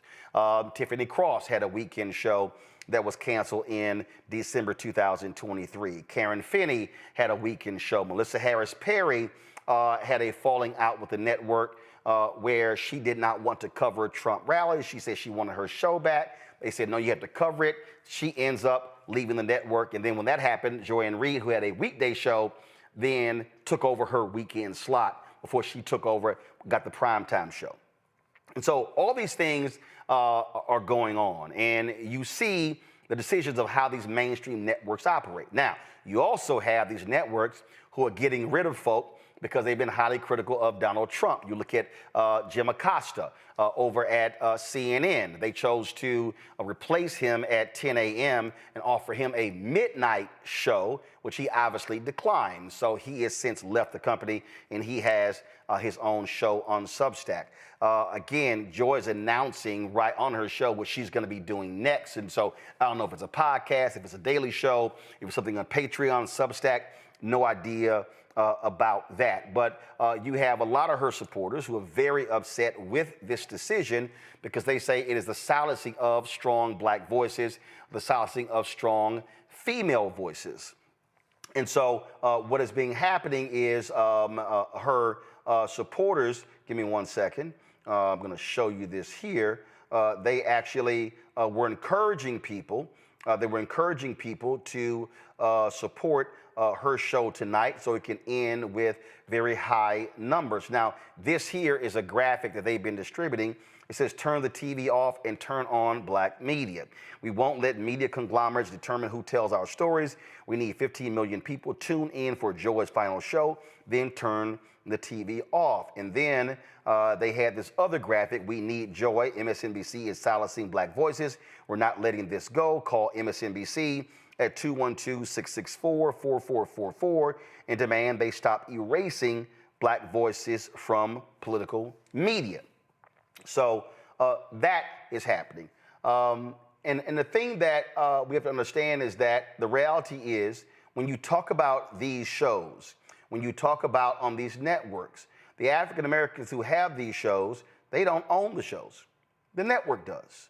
And the reality is the network decides who they want on for a variety of reasons. And so it's understanding what is going on. It's understanding how the world is changing. It's understanding how these folks are making decisions. And the reality is this, and y'all have heard me say this for a very, very long time. If you do not own it, you only have what we can call leverage and influence. Owners have power. You heard me tell this story before. When Michael Jordan played in the NBA, Michael Jordan, folks talked about how he was the most powerful basketball player in the NBA. And they were actually wrong. Michael Jordan had the most leverage.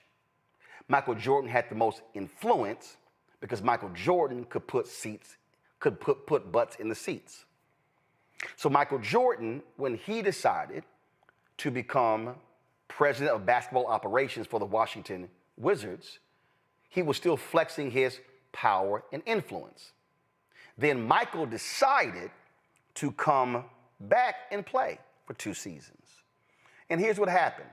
After Michael played his second season, Michael then chose to retire. And when Michael retired, Michael went to meet with Abe Pollin, the owner, with Ted Leonis, one of the minority owners, to get his job back. And while sitting with Ted Leonis, Ted Leonis said, well, Michael, we're going to go in a different direction. And see, Ted Leonis, privately, secretly, silently, was bothered by some things that Michael Jordan had done, how he had treated some staff there, okay? So Pollin says, Michael, here's a $10 million check. Thank you for your services. Michael was stunned. Michael looked at Ted Leonis like, what the hell is going on? Ted Leonis had no idea either. Abe Pollin fired Michael Jordan. See, Michael Jordan didn't have power because he didn't own it. He had leverage and influence. And Michael stormed out of the meeting, $10 million check sitting on the table, got in his Jaguar and drove off. So when you see that photo of Michael Jordan behind the wheel of his Jaguar, top down, he was leaving the parking lot. Later, Michael Jordan tried to buy the Milwaukee Bucks. He was rebuffed. He later ended up buying the Charlotte Hornets from Bob Johnson. When Michael Jordan did that, he was the majority owner.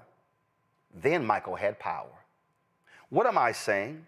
What I'm saying is when we talk about these shows, whether they are on CNN or MSNBC, whether they are on any of these networks, in fact, whether somebody has a show on my network, the reality is they may have leverage, they may have influence, but they actually don't have power because they don't own it. When you own it, you decide who's on and who's not. You decide how much they get paid, you decide what they do. And so we are here where we are because Frederick Douglass owned the North Star, because Robert Abbott owned the Chicago Defender, because the owners of the Pittsburgh Courier, the owners of Ebony, Jet was John H. Johnson. Earl Graves owned Black Enterprise. Ed Lewis and others owned Essence Magazine. I can go on and on and on. What we have to recognize is that it's important to have black voices in mainstream media.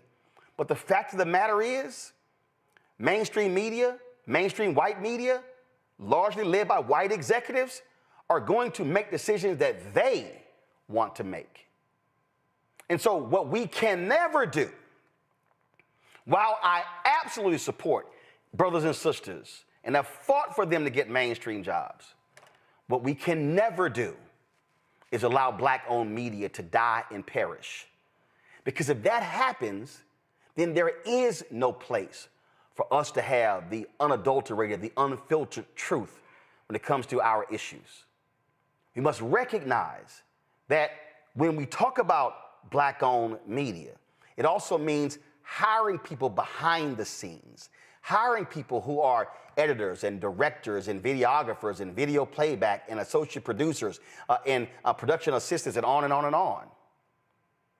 This should be a wake-up call to every brother and sister that those jobs are temporary.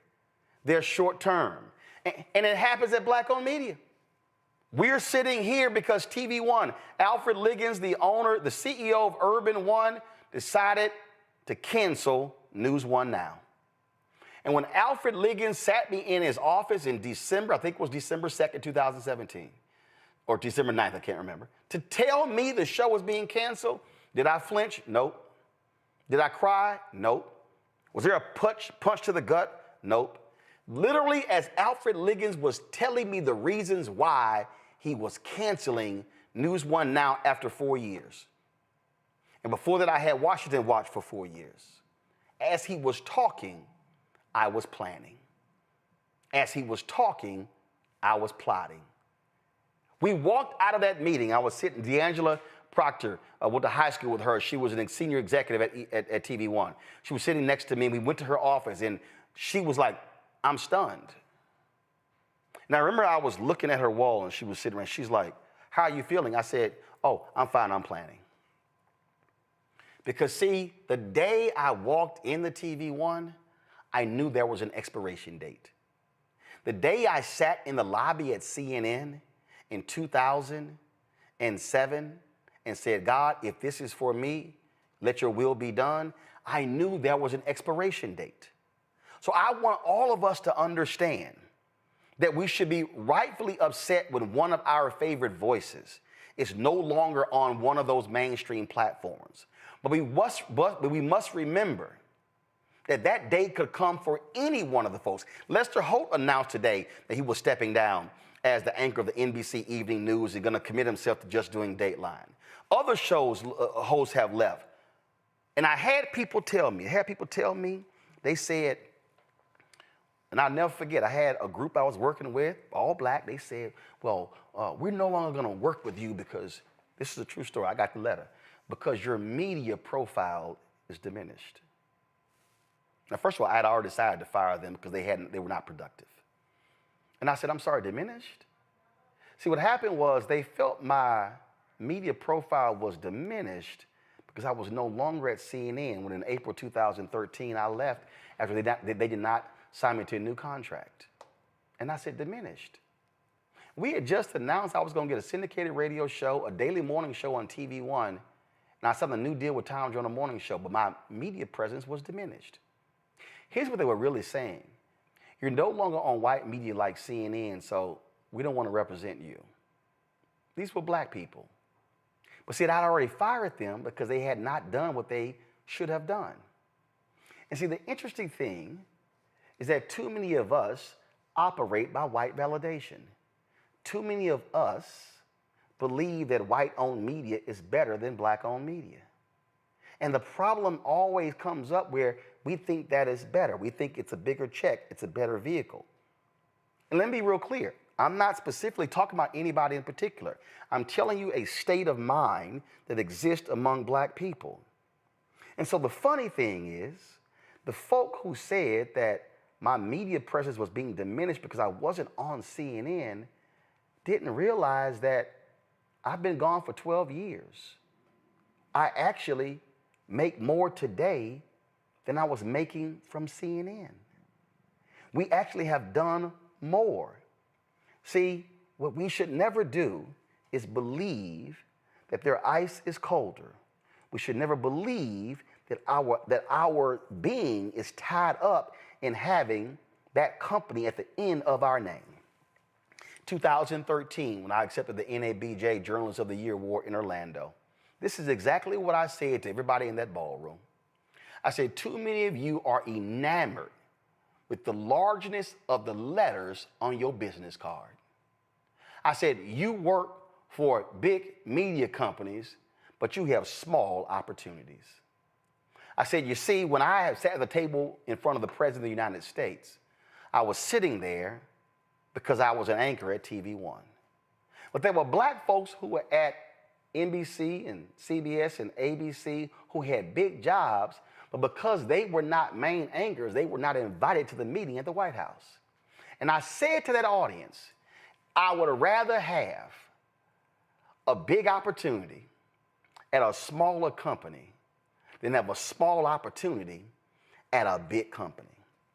Do y'all realize that when we launched News One Now in November of 2013, I could not get an associate producer or a line producer at a major network to apply for my executive producer job at TV One because they said that was a lesser network. Here were folk who weren't even the executive producer, but they were so enamored with those call letters, NBC, CBS, ABC, Fox, MSNBC, CNN. They were enamored with those call letters. What I'm trying to get us to understand here is that folks should be upset that Joy Reid's voice will not be seen every night on MSNBC. They should be upset that they're not going to be able to see the different voices that she brought onto her show. They should be. But let me be perfectly clear.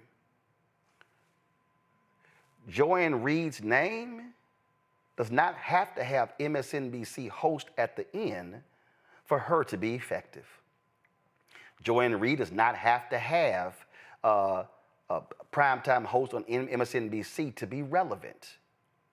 What we have to understand is that we still can do amazing work away from those mainstream outlets. We can actually build up our own and create sustaining organizations and not bow down to corporate overlords. Because here's the reality, folks, and I get asked this all the time. I remember I was going after one particular company, and there was somebody with that particular company. They hit an agency that I work with, and they said, we think he is just going too hard against us. Who can we call?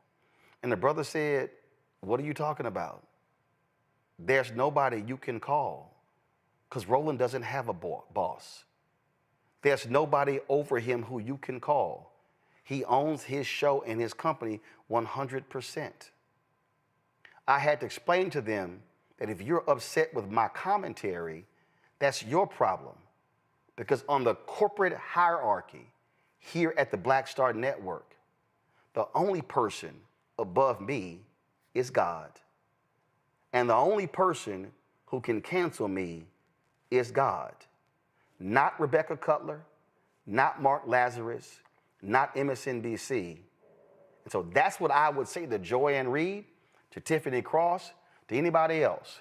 When we become owners, when we control our voice and control our destiny, and we do what Freedom's Journal says, and we have it on our wall, what they wrote on March 16, 1827, the nation's first black newspaper. They wrote, we wish to plead our own cause. Too long have others spoken for us. That has been the mantra of the black press since March 16, 1827. And so the message to Joy Reid and to every black person who's been laid off and let go from a mainstream media organization, let me be abundantly clear. Your life is not over. Your voice is not silenced. You can have an impact and you can affect and effect this world, and you can infect folk with the truth, and you don't have to answer to a Rebecca or a Mark. All you have to do is have faith in yourself and rise above that moment and understand that that job is now in your rearview mirror, and there is an open road ahead, and you can choose to do whatever you want to do on that open road and truly say what you always wanted to say, because no longer do they get to tell you what you can and cannot discuss. I'm going to go to my panel. Julianne, you first. Oh, Roland, thank you for that encouragement for our people who are being laid off. Joy Reid, we miss her. We will miss her. But she, like you said, she has a voice. She has a brand, just like you did when you stepped out and did the Black Star Network. She has a voice. She has a brand, and she needs to leverage it. I was on the call last evening. There were tens of thousands of us on the call. Then what we're really talking about is taking stuff back. This 47 moment of this person who pretends to be the president of the United States, and because Democrats don't play as dirty as other people do, so we accept the results, even though we believe they're flawed. 4 million people basically voter suppressed. Had they been able to vote, what would have happened? But let's just say this is a moment for two things. One, for Black people to start working together. Too many of us have failed to. So now it's a coming together time. But the other thing, the other time it is a time for us to look at the strength of our organizations, the strength of what we have. I'm looking at Woodrow Wilson. I'm looking at Ronald Reagan. I'm looking at evil devils who have been presidents before, and I'm saying we survived it. We will survive. Derek? Yeah, I appreciate your words of encouragement as well, Roland. You're spot on. But I just want to be abundantly clear, because all day today, a lot of us was on that same call that you referenced. We were one of the 10,000. And people were talking about, well, because her Nielsen ratings and she didn't get the awards. And I keep telling folks, no. You go to the Nielsen ratings and you see her brand alone. Every time she went from one day or time slot, Joy Reid delivered. Her Nielsen ratings speak for itself. She gets so many awards. She just got an award, Image Award. And so I tell folks, stop pushing somebody else's narrative. This was strictly about power and control. And Roland, you're spot on. We don't need somebody else to validate us. Absolutely. John Quill. And my soror, Joy Reid, this particular season in your life is meant for you to use your God-given gifts, which is to be a voice, right? A voice that speaks up for our communities, for our peoples, a voice that speaks up against injustices, that calls out people in many of the same ways as Roland Martin does. But the difference is that now you have the opportunity to use your platform and your ability to impact millions of people by the means of ownership, and frankly, by any way that you want to. And so, I'll leave with this is that, when you're able to use your God-given gifts and you have the opportunity and the ability and the means to make a broader impact on your own terms, that is the way to go. And Roland Martin is 100% correct in ownership.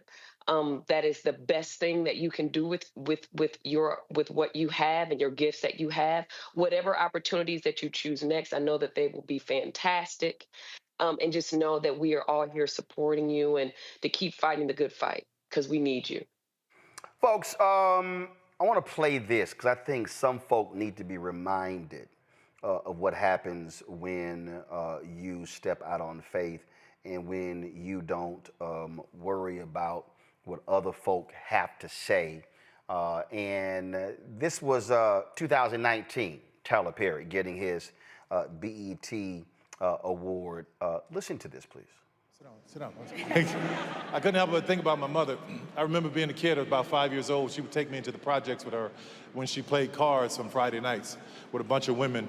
Now, these women didn't have more than a 12th grade education, but they were smart black women. They were powerful black women. They had great stories to tell. And I was a 5-year-old kid sitting there on the floor playing with my Matchbox cards, listening to them talk about their men, their relationships, and their pains. And when one of them would get really sad, another woman would come in and make a joke, and they'd all start laughing. I didn't know I was in a master class for my life. I would get home and my father would be beating my mother and doing all kinds of things and saying all kinds of stuff to her, and he would leave the room and I'd walk in and I'd imitate one of those women and she would start laughing. There was a power in that I didn't really get until I got older. I remember being about 11, 12 years old on my way to my new school, and I got to this intersection. I had to walk past pimps, prostitutes, literally walk through a graveyard, get to this intersection, 6-lane intersection, and there was a man standing there saying, "Will someone help me cross? Will someone help me cross?" And there were all of these people that kept passing by him and passing by him. I said, "I'll help you cross." So he told me he was going to my school and he was going to sell candy there. That's how he made his living. So I helped him cross the street to get there. We became good friends. His name was Mr. Butler. That moment reminded me of my mother, bringing her out of pain into laughter to help her cross. My first 10 movies were all about her subconsciously, wanting her to know that she was worthy, wanting black women to know you're worthy, you're special, you're powerful, you're amazing. All of that was about helping her cross. When I started hiring people like Taraji and Viola Davis and Idris Elba, they couldn't get jobs in this town, but God blessed me to be in a position to be able to hire them. I was trying to help somebody cross. When I built my studio, I built it in a neighborhood that is one of the poorest black neighborhoods in Atlanta, so the young black kids can see that a black man did that and they can do it too. I was trying to help somebody cross. That studio was once a Confederate Army base, and I want you to hear this, which meant that there was Confederate soldiers on that base plotting and planning on how to keep 3.9 million Negroes enslaved. Now that land is owned by one Negro.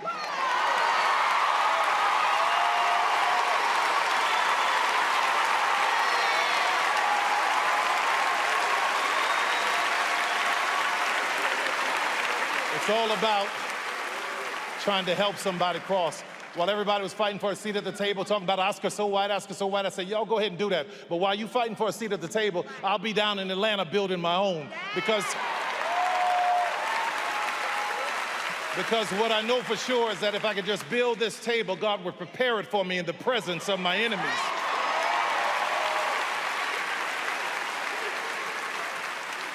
Rather than being an icon, I want to be an inspiration. So thank you, BET, my new family. Thank you, everybody. I want you to hear this. Every dreamer in this room, there are people whose lives are tied into your dream.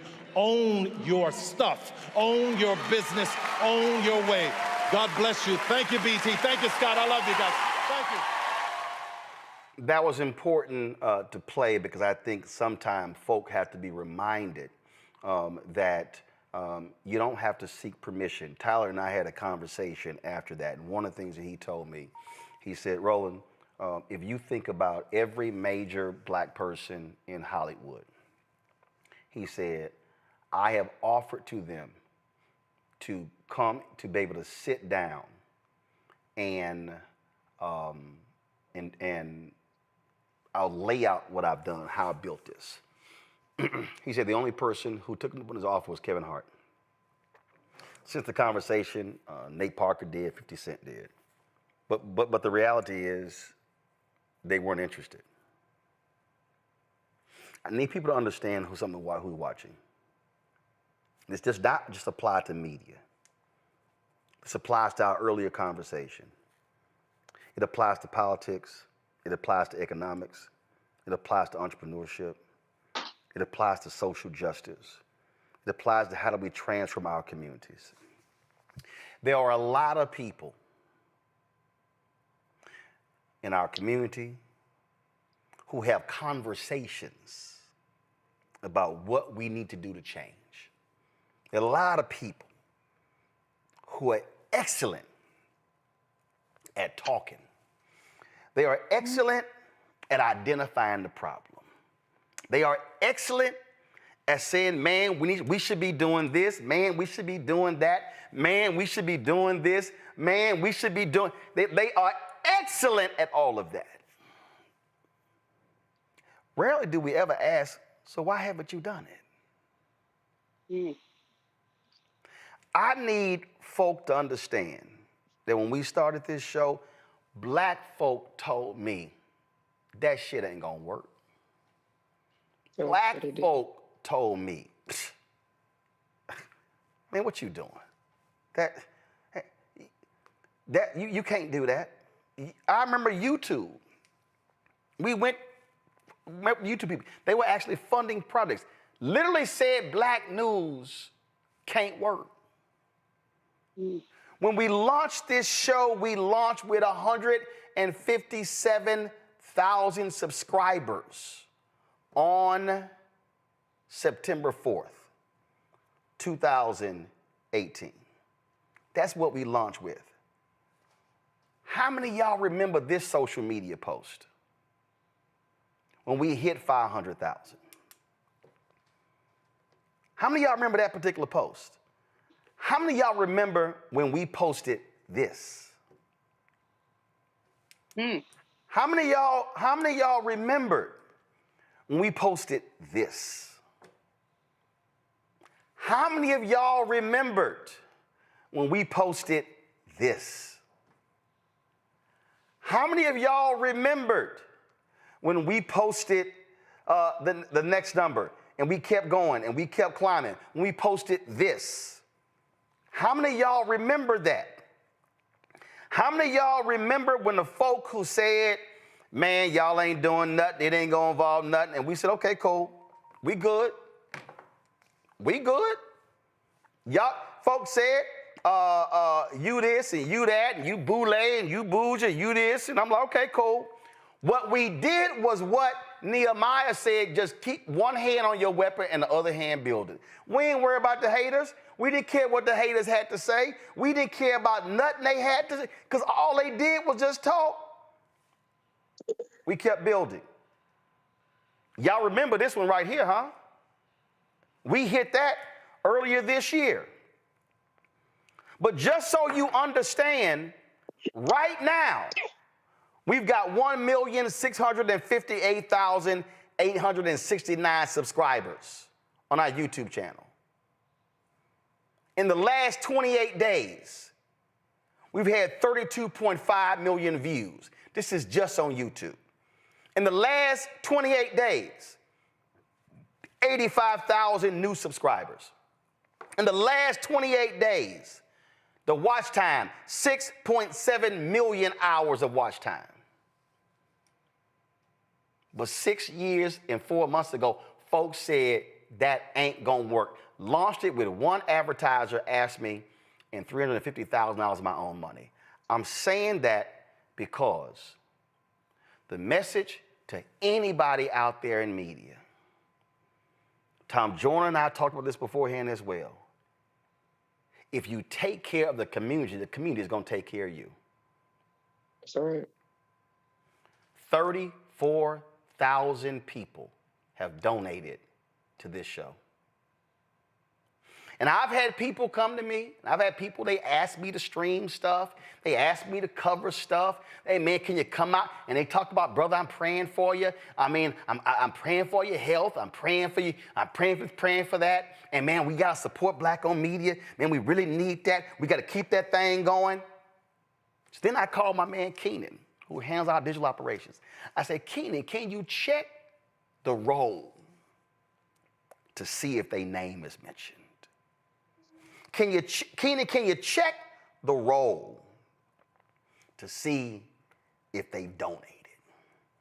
And 99.9% of the time, Keenan will hit me and be like, I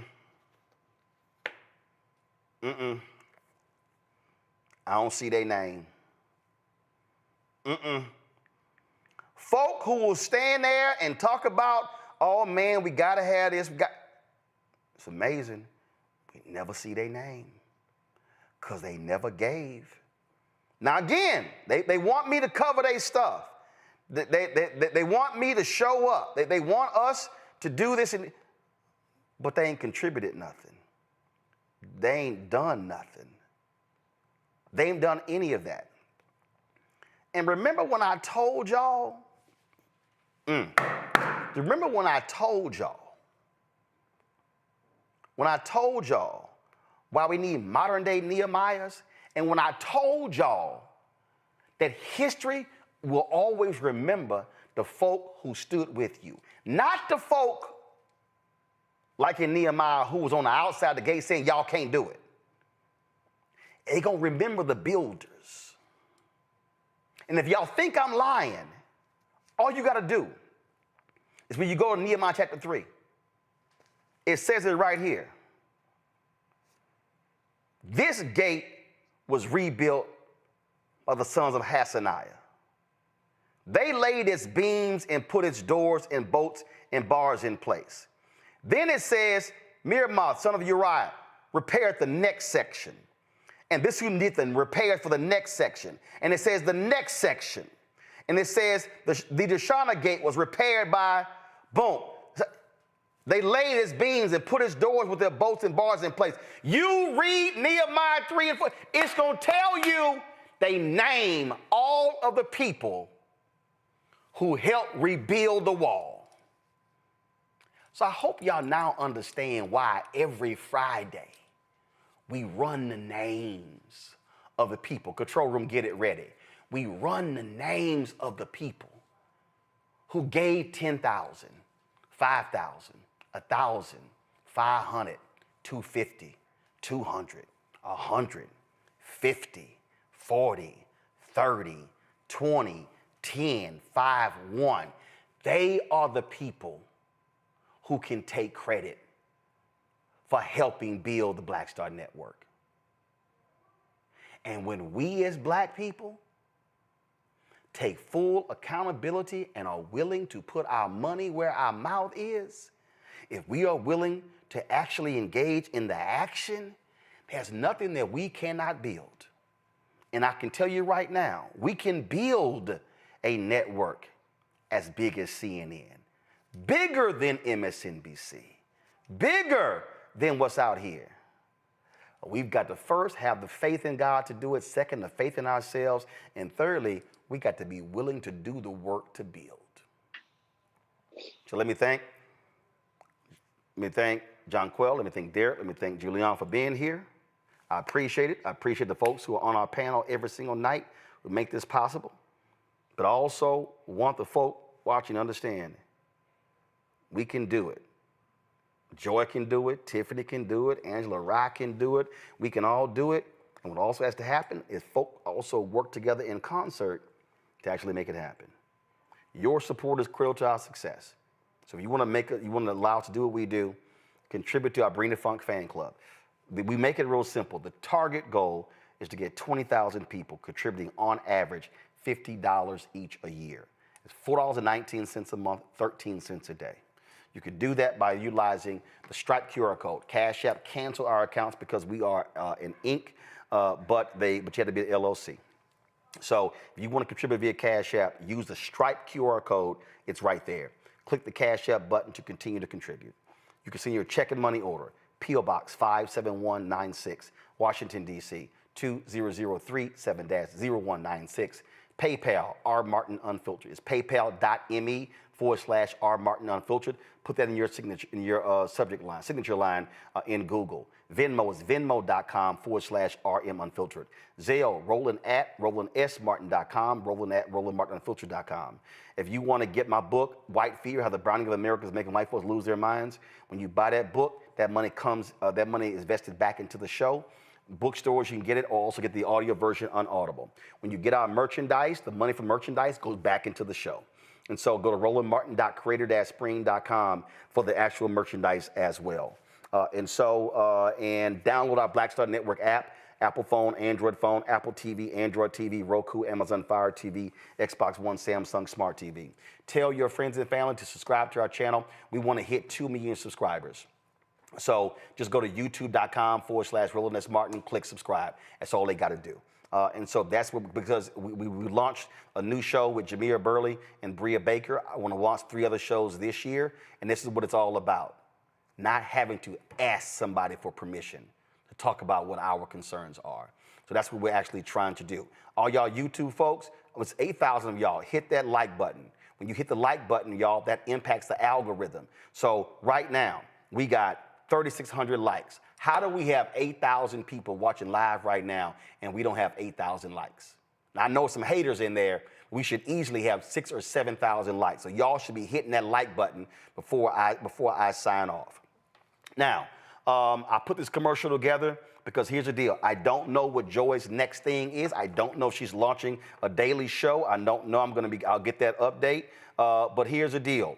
We put this together for the folk who,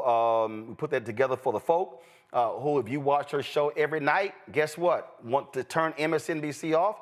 And you know what? We here every single night. Roll it. But we begin tonight with the people who are really running the country right now. Now, Trump is often wrong and misleading about a lot of things, but especially about history. Donald Trump falling in line with President Elon Musk. In the wake of the unsettling news that MSNBC has canceled Joy Reid's primetime show, The Readout, Roland Martin and the Black Star Network would like to extend an invitation to all of the fans of Joy Reid's MSNBC show to join us every night to watch Roland Martin Unfiltered, streaming on the Black Star Network for news, discussion of the issues that matter to you, and the latest updates on the twice impeached, criminally convicted felon-in-chief Donald Trump and his unprecedented assault on democracy, as well as co-president Elon Musk's takeover of the federal government. The Black Star Network stands with Joy Reid and all folks who understand the power of black voices in media. We must come together and never forget that information is power. Be sure to watch Roland Martin Unfiltered weeknights, 6 p.m. Eastern at youtube.com/Roland S. Martin or download the Black Star Network app. Folks, this is all about us building. After we roll all of our donors, we're going to restream the program that we streamed earlier with Isaac Hayes and Fanbase. If you want to download Fanbase, this is a perfect example. Why are we still sitting here on Clubhouse when we got audio rooms on Fanbase? We can be posting images on Fanbase. We can be. They're working on a microblogging site called Spark that replaces Twitter. Bottom line, y'all, we should be supporting, building up, and investing in a black-owned app as opposed to us just being consumers. So download the app, Fanbase, or you're going to invest, go to startengine.com/Fanbase for more information. Folks, y'all see, I'm rocking Black on Media Matters, hashtag Black on Media Matters. Use that, post that, because what we're building allows us to tell our story, and we got to ask nobody for permission. I'm going to see y'all tomorrow. Holla!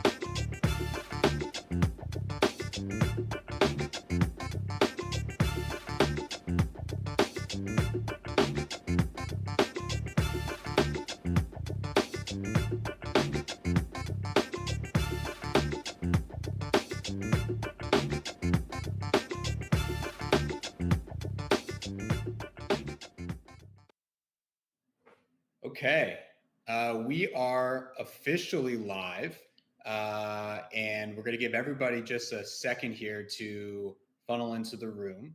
And quickly, I'll just introduce myself. I'm Josh Amster. I'm the Senior Vice President of Fundraising here at Start Engine. And we've got two very special guests with us today. I'm sure many of you will recognize the famous Kevin O'Leary, Mr. Wonderful. Kevin, thanks for joining us this morning. Great to be here. Thank you. And then we have Isaac Hayes III. Isaac is the founder and CEO of Fanbase, who is the company that we are going to be focusing on for today's conversation. So, Isaac, thank you for joining us as well. Thank you for having me. Absolutely. So great. So today's conversation, we're going to go into a few different topics related to Fanbase and the social media industry as a whole. We are going to take some questions as well. So if you're in the audience, please feel free to submit questions to our team. We'll make sure to get to as many of those as we can during the course of our conversation. But I thought first, as just a starting point, Isaac, if you don't mind just talking to us about Fanbase and why you started Fanbase and what it does, and then we can go from there. Yeah, well, Fanbase is a next-gen social media platform that allows any person to monetize from day one. It has 6 content verticals, which are just posting stories live, long-form content, audio chat rooms, and short-form content like what you would think Reels and TikTok videos are. And it's monetized for every single person on the planet. I wanted to remove the barriers that creators have to monetize content, and I wanted to create something that did not suppress the visibility and reach of people that use social media just based on the fact that sometimes advertising gets in the way and limits the reach of creators online. I saw a creator go viral. I felt like we needed something that allowed any person on the planet to become a content creator, either by intention or by just using the platform and discovering that ability. So we started with in-app purchase peer-to-peer subscription. So Fanbase was the first app that actually allowed another human being to subscribe to another human being using in-app purchase capability, not a credit card, but in-app purchase. So before then, you would have to use a credit card, or you could only subscribe to platforms like Spotify, Netflix. But I wanted that the ability to turn everybody basically into their own on-demand stream services. So that's what Fanbase is about. Great. And so Fanbase right now has a reggae offering that is live on the platform on Start Engine. And as I mentioned, the company's raised just over $9.5 million in the current reggae offering, but a lot more in crowdfunding previously. I know, I think more than $8 million in prior regulation CF offerings. So in total, between everything, over $17 million in crowdfunding. So Isaac, what is it about crowdfunding that has, attracted you to it, and why have you been so successful within it? Well, a couple things. It was a necessity at the time because we were kind of in COVID. We weren't able to move. But I also think that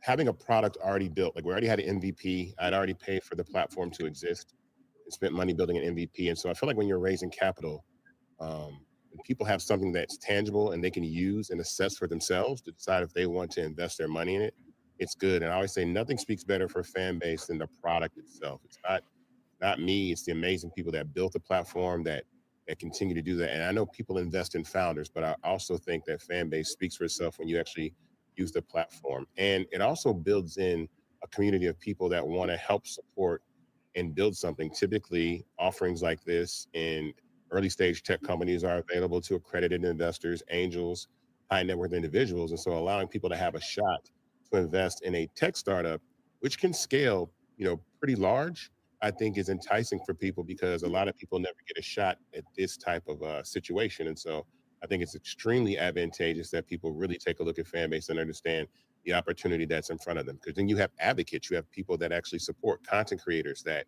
can actually own equity in a platform that they use. And a lot of people, there are quite a few people that have invested in Fanbase and already made back money that they've invested in Fanbase by using the app. And that's remarkable because it's doing the job it's supposed to do. Very interesting.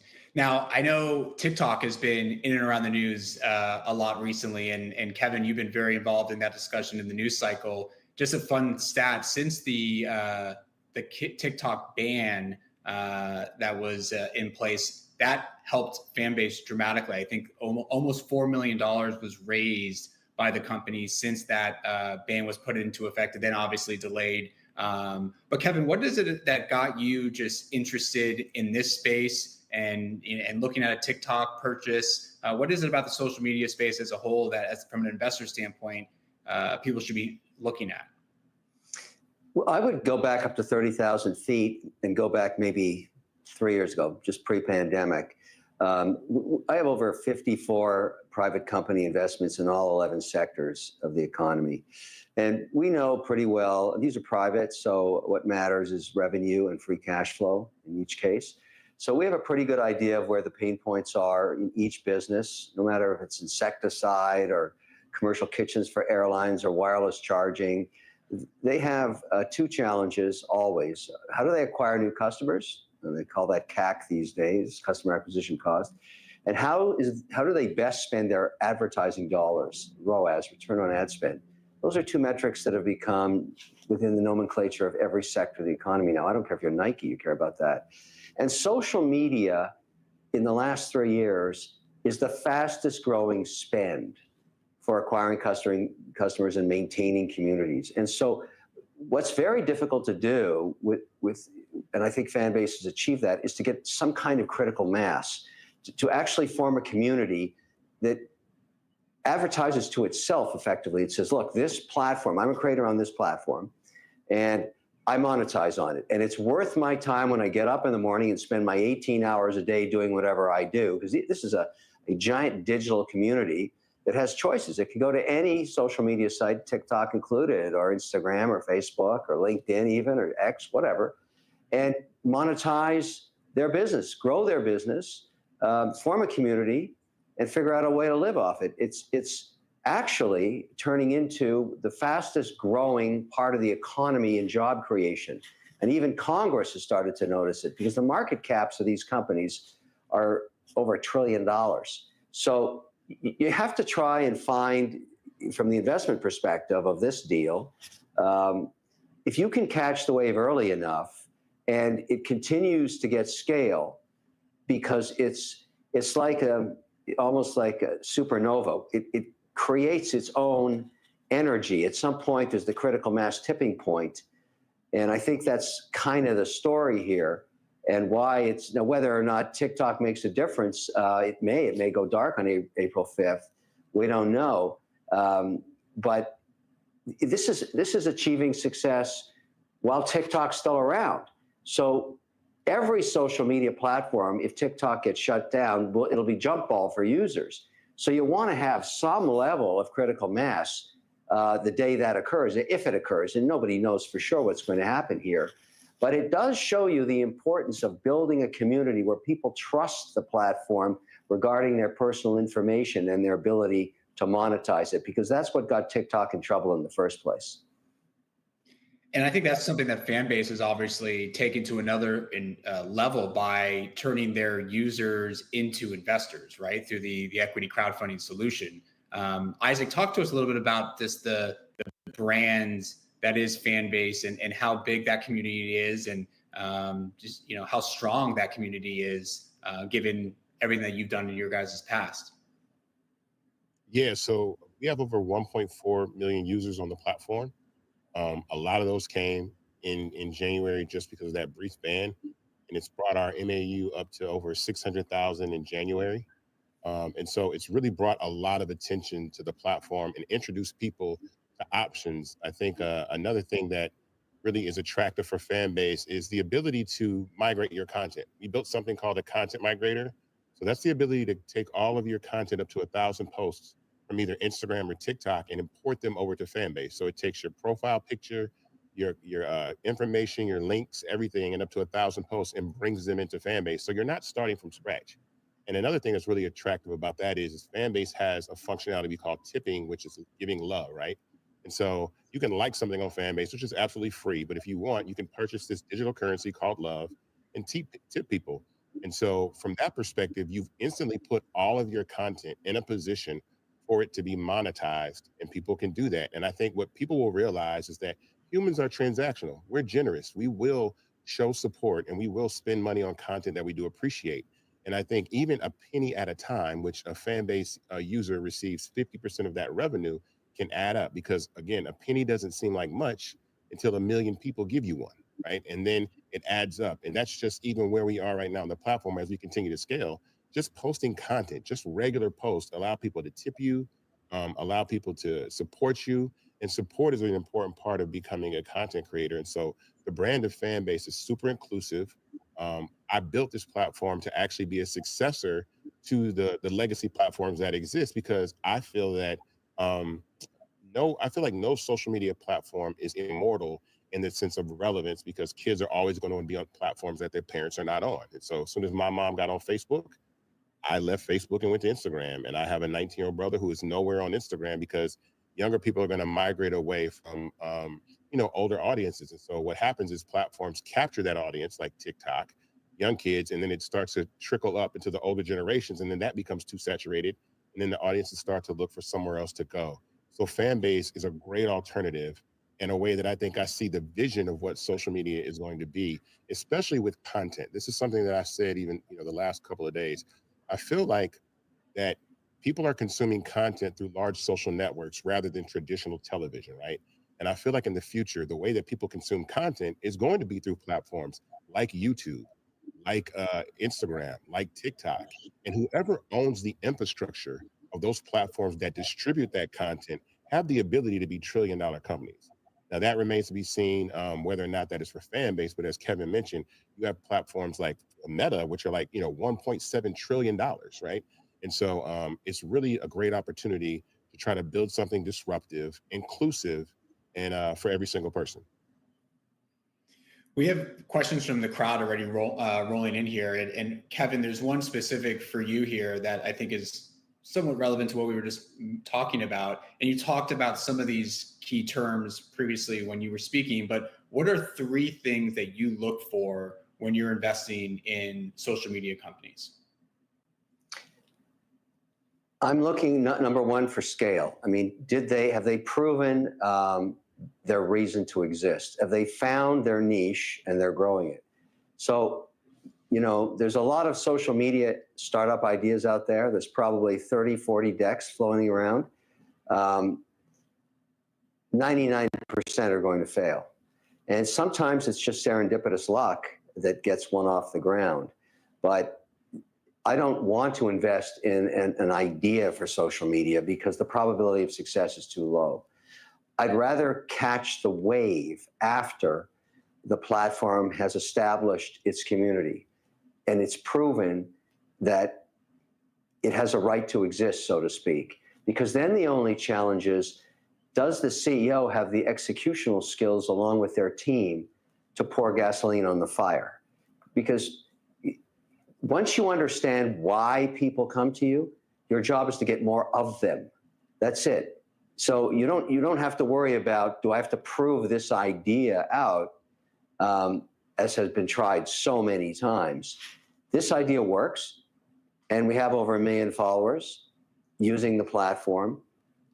Now we want to get to 100 million. How do we do that? And if you believe that the executional skills exist, then as an investor, all you're doing is saying, go execute. Doesn't mean they'll do it properly or they won't have to pivot, but it's a whole lot more attractive than rolling the dice saying, does this idea even have a chance of existing? And that's why it's way better to pour gas on the fire in social media than it is to try and start from scratch. And Isaac, it sounds obviously, based on what Kevin just said and the community that you've already built up, that you've conquered that initial challenge. Yeah. I bootstrapped the original MVP of Fanbase with my own money. I spent about $200,000 to build the original MVP. And I felt that alone would leave, some questions, actually give some people an opportunity not to say no, because it's a lot harder to prove a concept on a bunch of PDFs or a deck rather than something that you can download, use, see the functionality, see that it actually works, and prove the model. And we actually spent a good amount of time making sure that will people pay for content using in-app purchase capability? And we did that. And once we knew that people would, and we started seeing that younger people absolutely do, then that got me excited, because now I have a community of people that can join Fanbase like I might have been on MySpace 25 years ago or 20 years ago, and have those users for 20 years until we become the old guy at the social media club, and then some other platform comes along, and it will evolve as a company. But I think it's absolutely advantageous for us to be able to scale, as we have a proven model, we have a community, and we have the opportunity for longevity in social media, because young people and especially Black culture absolutely drive the narrative and the conversation of social media. So now you have a really long lifespan, a long runway to execute. Isaac, what kind of partnerships is Fanbase leveraging right now? Oh, well, one of the things that we're really looking into is creative ways to actually do advertising. Advertising is a huge part of social media. And one of the things that I talk about not actually interfering with the user experience is partnering with brands. So brands are able to create partnerships with Fanbase to market and promote their concepts, even through audio, with something we call brand audio on the web. And so we took our audio rooms, right, and we put them on the web, and that accomplishes a really good task. Number one, it allows a lot more people to listen to the conversation online, because it's available on your laptop, it's available on your phone without even having to download Fanbase. But then it also creates the opportunity to advertise, create call to action buttons, create opportunities for people to engage and create events and moments. So we've been partnering with brands to be able to create that type of opportunity. So for instance, the ability for a brand to come on board and talk about a release and give people early access to things that they would not get. It creates this kind of FOMO about audio because you missed a conversation that happened on Fanbase where people were talking about something that you really wanted to be a part of or talk to the creator or the producer of a film. We've had a couple films, a couple documentaries actually do things on Fanbase and audio. So our brand partnerships is really what we focus on for that. And then we have HBCU partnerships. We partnered with Apple's Propel for HBCU students right here in Atlanta, Georgia. And I think that's also critical because it gives an opportunity for young people to get a look inside of a tech company, to actually touch and be a part of something and understand what's going on under the hood and inspire them to build great things and great products and great software as well. I think we need to get Mr. Wonderful a Fanbase account so he can do his guitar jam sessions for the public and get some tips flowing in his direction. I think, Kevin, you probably would like that, wouldn't you? Yeah, I wanted to ask Isaac, by the way, I said this earlier before we went live, I'm a huge fan of Isaac Hayes, the album from way back, I think it was in the late 60s. What you're talking about. Yeah, I still have it on vinyl, and the reason it's crazy, I just played it a couple of nights ago for my kids. They went nuts. They loved it. And so it just shows you everything old comes back again. So here it is.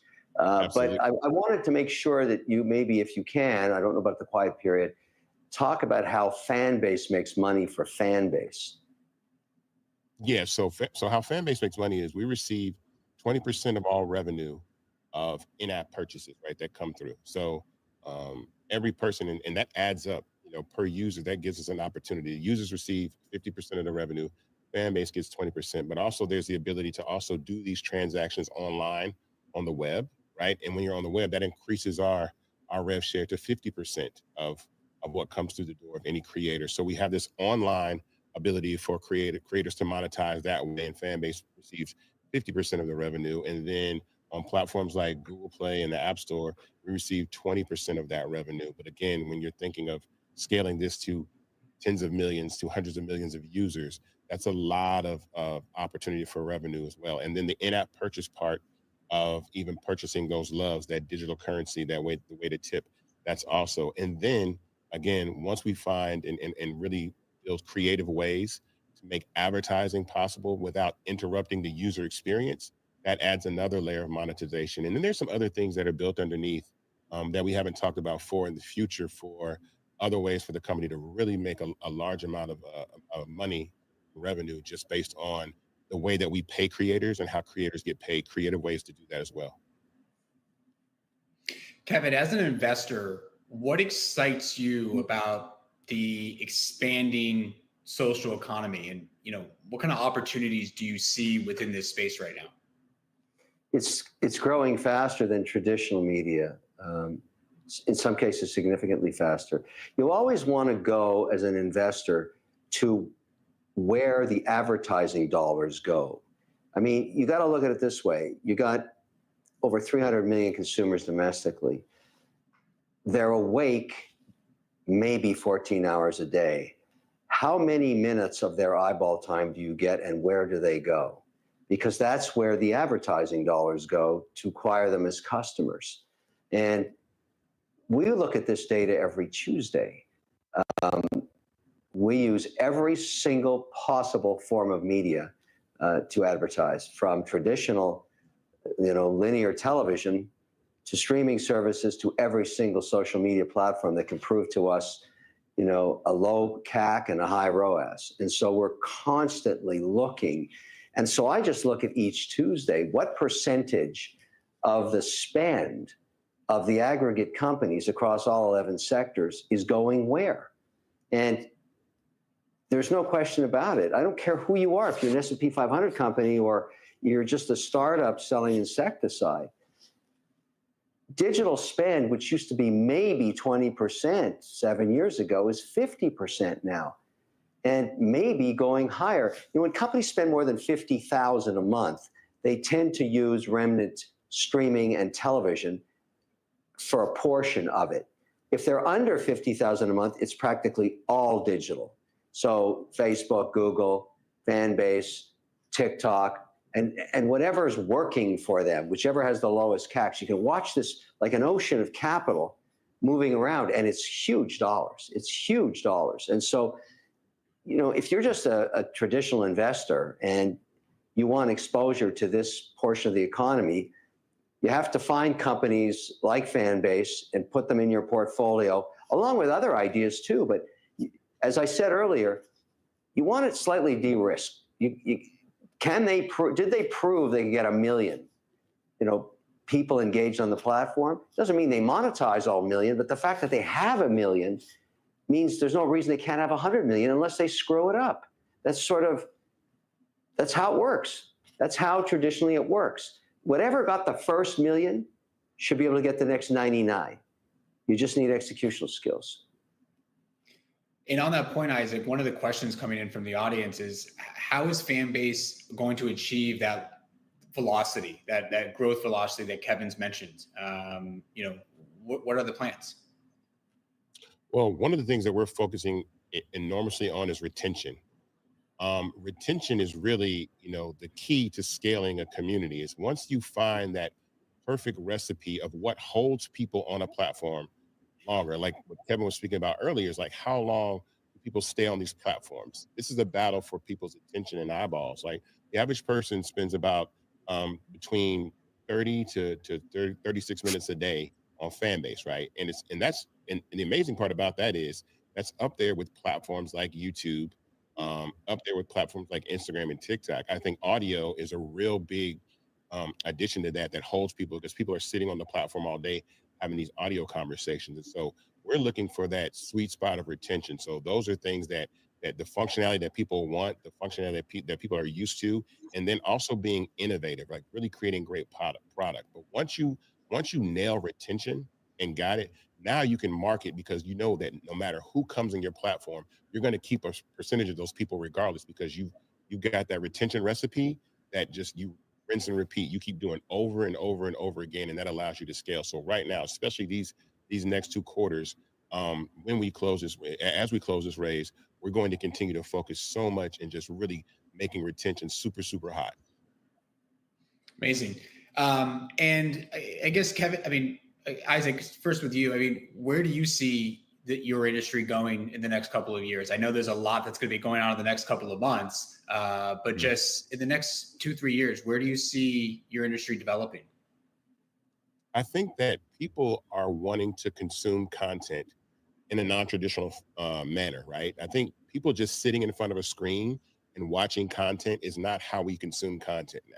Now we want to have a little bit more immersive experiences. We want to be able to chat while we're watching the program. We want to be able to send this with our friends. We want to be able to take it with us where we go. And so I think that a lot of media companies are really going to focus their attention on social media platforms to distribute their content, because a lot of these platforms, legacy platforms, are struggling to retain the attention of people. Like, when you get to younger users, right, between the ages of, like, let's say 13 to 24 years old, right, the younger generation, they're spending about 7% of their time watching traditional television. When you get up to like 35 and up, it's like 45%. So younger people are moving away from traditional television, and they're spending their time watching content, shorter versions of content. I always say that, like, the TV guide of today is your DMs, right? You no longer have to surf the internet anymore or surf online with what you want to watch. Your friends send you the things that you like. And so I think this community-based sharing of content and consuming content is how we're going to, watch and use content in the future. And so that's what I love about Fanbase, because once you build the community, the functionality, depending on whatever media is there, and there's other media out there to get, there's podcasting, there's other things that can be incorporated into a community. And once we have that, again, the sky's the limit on what we can pull in and actually build the way that we distribute content. Again, whoever owns the platforms that distribute the content, right?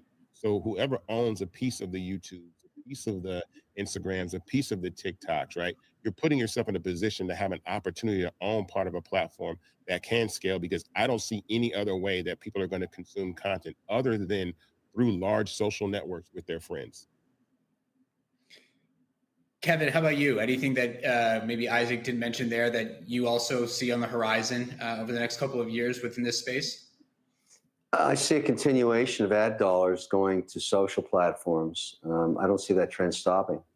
It's one of the greatest challenges for linear television right now. I mean, everything's driven by ad dollars. Everything's driven by can you attract capital that people want to invest in your platform to sell their product or service? And that's the whole deal. That's what made television what it was for over 100 years. And the fact that those ad dollars are pursuing other platforms at an ever-increasing rate, not because they're experimenting, they're looking at it from the perspective of returns. So when you invest the $50,000 a week or whatever it is you're doing, and you're getting a 3.5 ROAS, that's pretty hard to get on television. So you continue to do it until you burn it out. And there's a lot of movement and flushing around, and people try to change their messages. And, I think Isaac mentioned this earlier, you don't know what goes viral. It's impossible to do that. But there's so much technology now, we haven't even touched on AI, that is now being applied to creating content that may be more viral as a result of just being more interesting to watch. And certainly our companies are doing that. They're all investing in that. Matter of fact, this tomorrow night I fly down to Miami just to deal on this topic to try and forecast ad spend by platform for the rest of this calendar year. And it's a lot of money. And we're just looking, we're kind of, we're not emotional about it. We're just using analytical tools that we pay for, dashboards that we pay for that scan for results. We were watching this during the election, what platforms were working and kind of tagging along with those digital spends. So this is a really, really big space. And it's not a small, idea anymore. It's a huge idea. And I kind of agree with Isaac that my kids don't watch TV, period. Like zero. So they get their content many different ways and move around until they find a community that they want to be part of. And they're fickle. And so you have to keep your chops up. You got to keep serving up what works. And there's lots of competition, but getting the first million, that's impossible. Once you have that, the rest is execution. I've said it 3 times. Yeah. And Fanbase has it. They already have the first million. So that's a major milestone to clear. Well, guys, I just want to thank both of you for your time and thoughts today. I think it's been a really interesting discussion. It took us 29 minutes to mention AI, by the way. That was probably the first. I'm glad somebody did it, but I'm sure Isaac would have a whole story on that if we had to get into it. Yeah. Well, great. So Kevin, thank you for your time. Isaac, thank you as well. Again, just a reminder for everybody, Fanbase has a live offering on Start Engine right now. You can, there's been a ticker scrolling at the bottom there, invest.fanbase.app. You can go there and learn more about the offering. But I just want to thank both of you again for your time, and I hope you both have a great rest of your day and a great week. Thank you. Okay, thanks everybody. Take care.